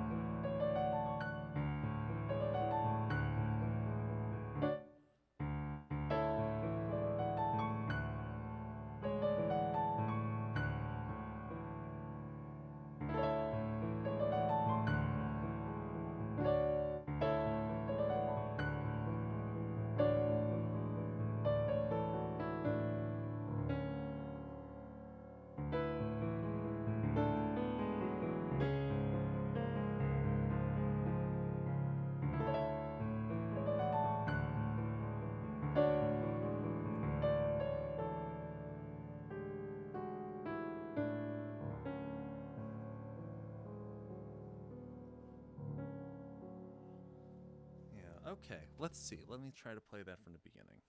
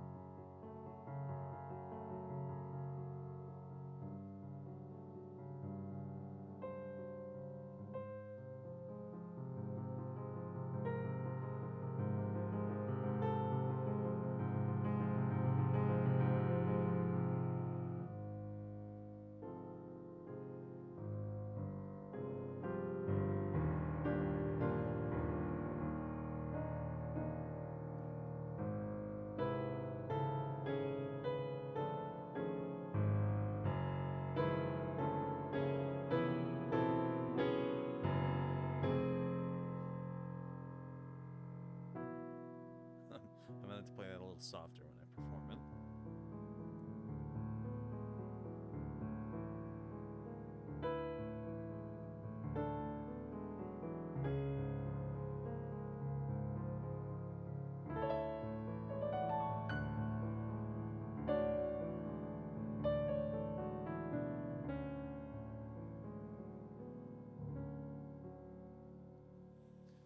Yeah, that's a very interesting piece. Let's see. Maybe I'll finish up with this. There were three, so this is 3 miniatures. I think I'll finish up with just the second one for today. Kind of getting hungry at this point. Maybe I'll come back later, but it's definitely almost time for lunch. So let's end with this second one.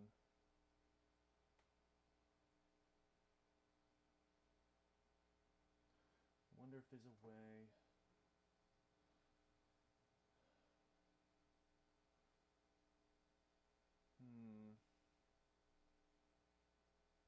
Okay.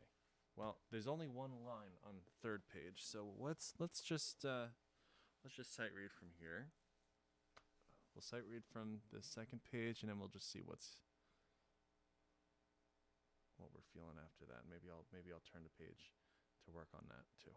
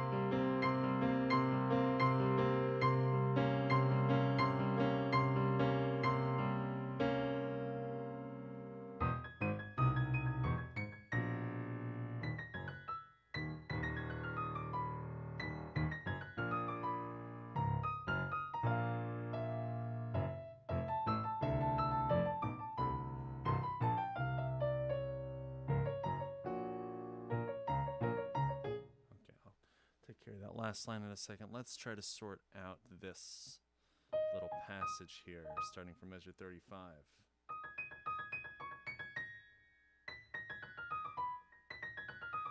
So we got a little bit of it's technically, it looks like we got a little bit of a D sharp harmonic minor scale here.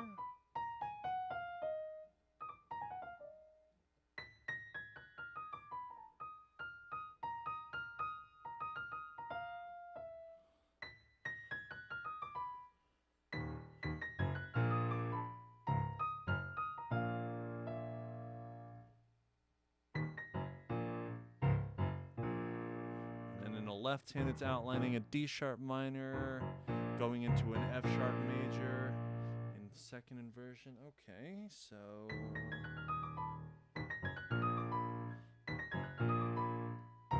and then I guess I'll just work that landing in there. Whoops.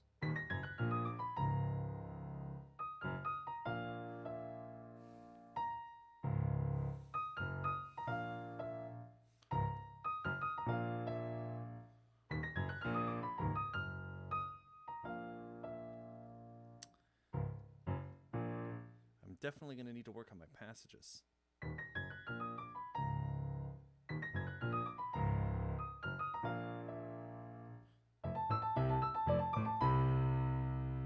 That's a pretty easy one.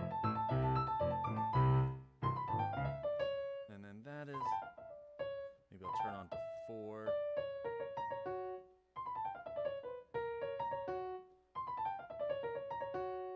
Okay, so that'll get measure 38. That E will get 4th finger.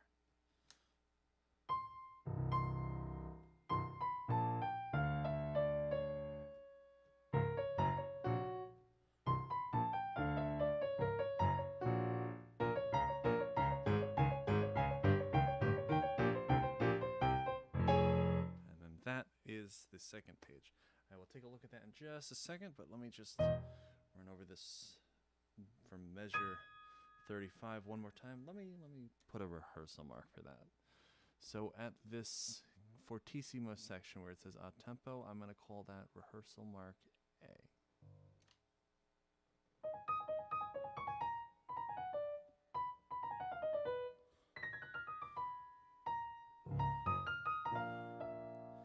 And let's see, it's so technically speaking, it's supposed to be at 90 BPM. Maybe I'm going too fast. Maybe I'm going too slow.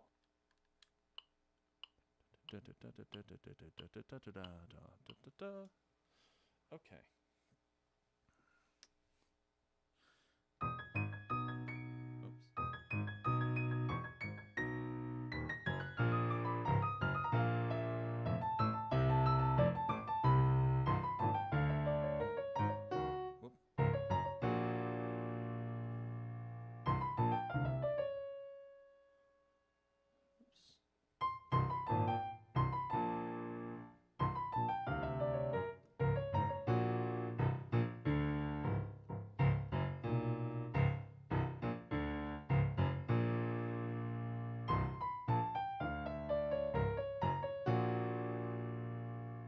One more time.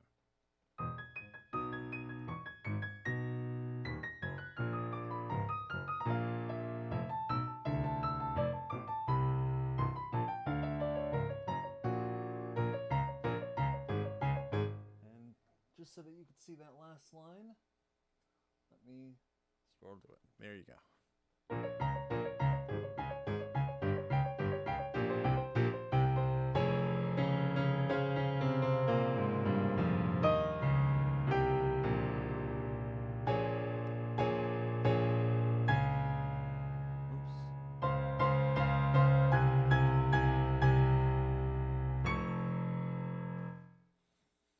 That is certainly an ending.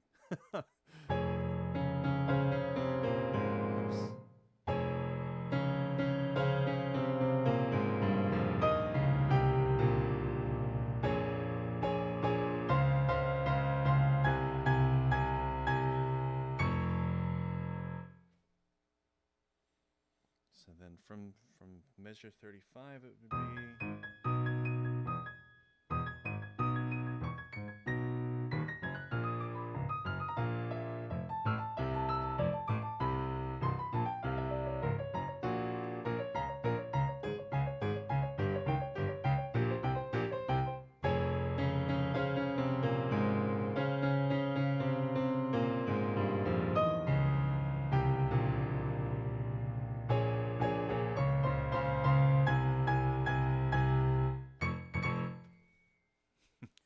Okay. I think that's a good spot to stop. That third section is looking like I'm going to just have a pain of a time sight reading of it right now. So I think that's the sign to take a break. So let me just record here what's going on in terms of practice. By the way, Yoav, are you a pianist or are you just, is this like, are you a hobby pianist, hobby composer who happens to know how to play a little bit of piano? I'm curious about, like, how do you, like your background and exactly what led into your creating all this music that you have.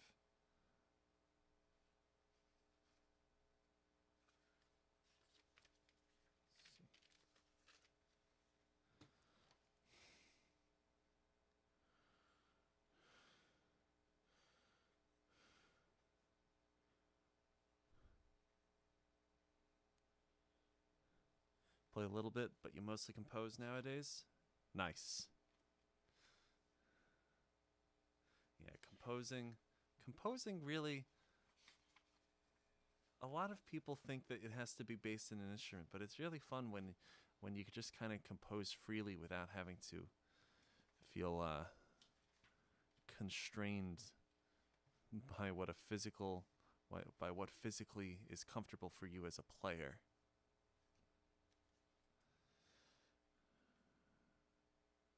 Maybe I'll take a look at the Bowen Toccata later.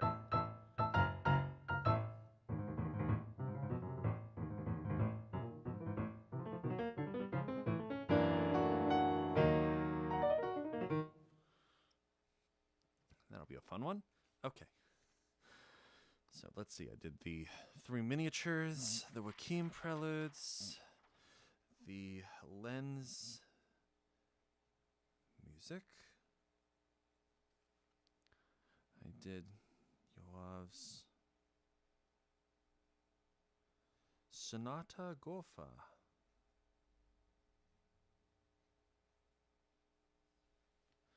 Started playing in 2018 and composing in 2019. That's pretty recent. That's impressive for what you've been able to accomplish so far.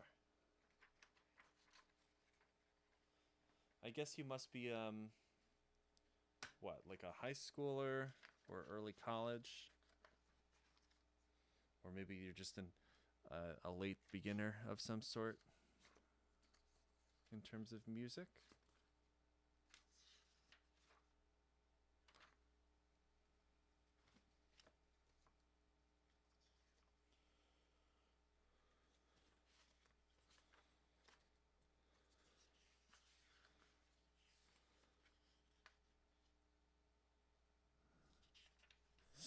Sonata Gofa means awkward sonata. That is fair. That is fair. That is a very appropriate name. I like it.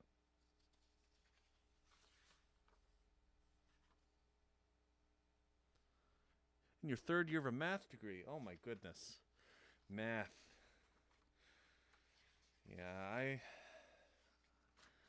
used to like math. I was never too good at it, but math I used to have fun with up to the point that I got to calc, and then I kind of conked out. Nice. Okay. Well, anyway, so that brings us to the end of the little practice stream for today, just testing things out.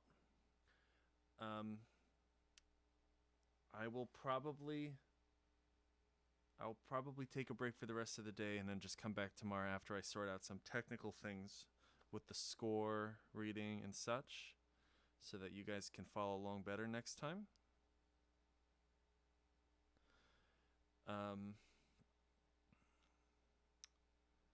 But yeah, we'll continue sight reading. Maybe I'll show you guys a little bit of what I do for technical practice. Maybe I'll improvise a little bit next time as well.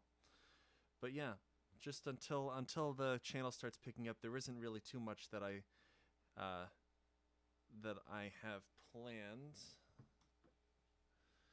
Hopefully soon the videos can start getting a little bit more attention, but I think that's just on me to make sure that the videos look as good as possible and stay consistent. Anyway, we'll see, but it was nice talking to you, Yoav, and it was nice when Lens was here. It was nice talking to him as well. I'm glad that you guys were able to join me today. And probably, well, I'll see you in the next stream, whenever that is. The audio was very quiet for you. I'll definitely have to sort that out for the next time then. All right. Until next time. See you later.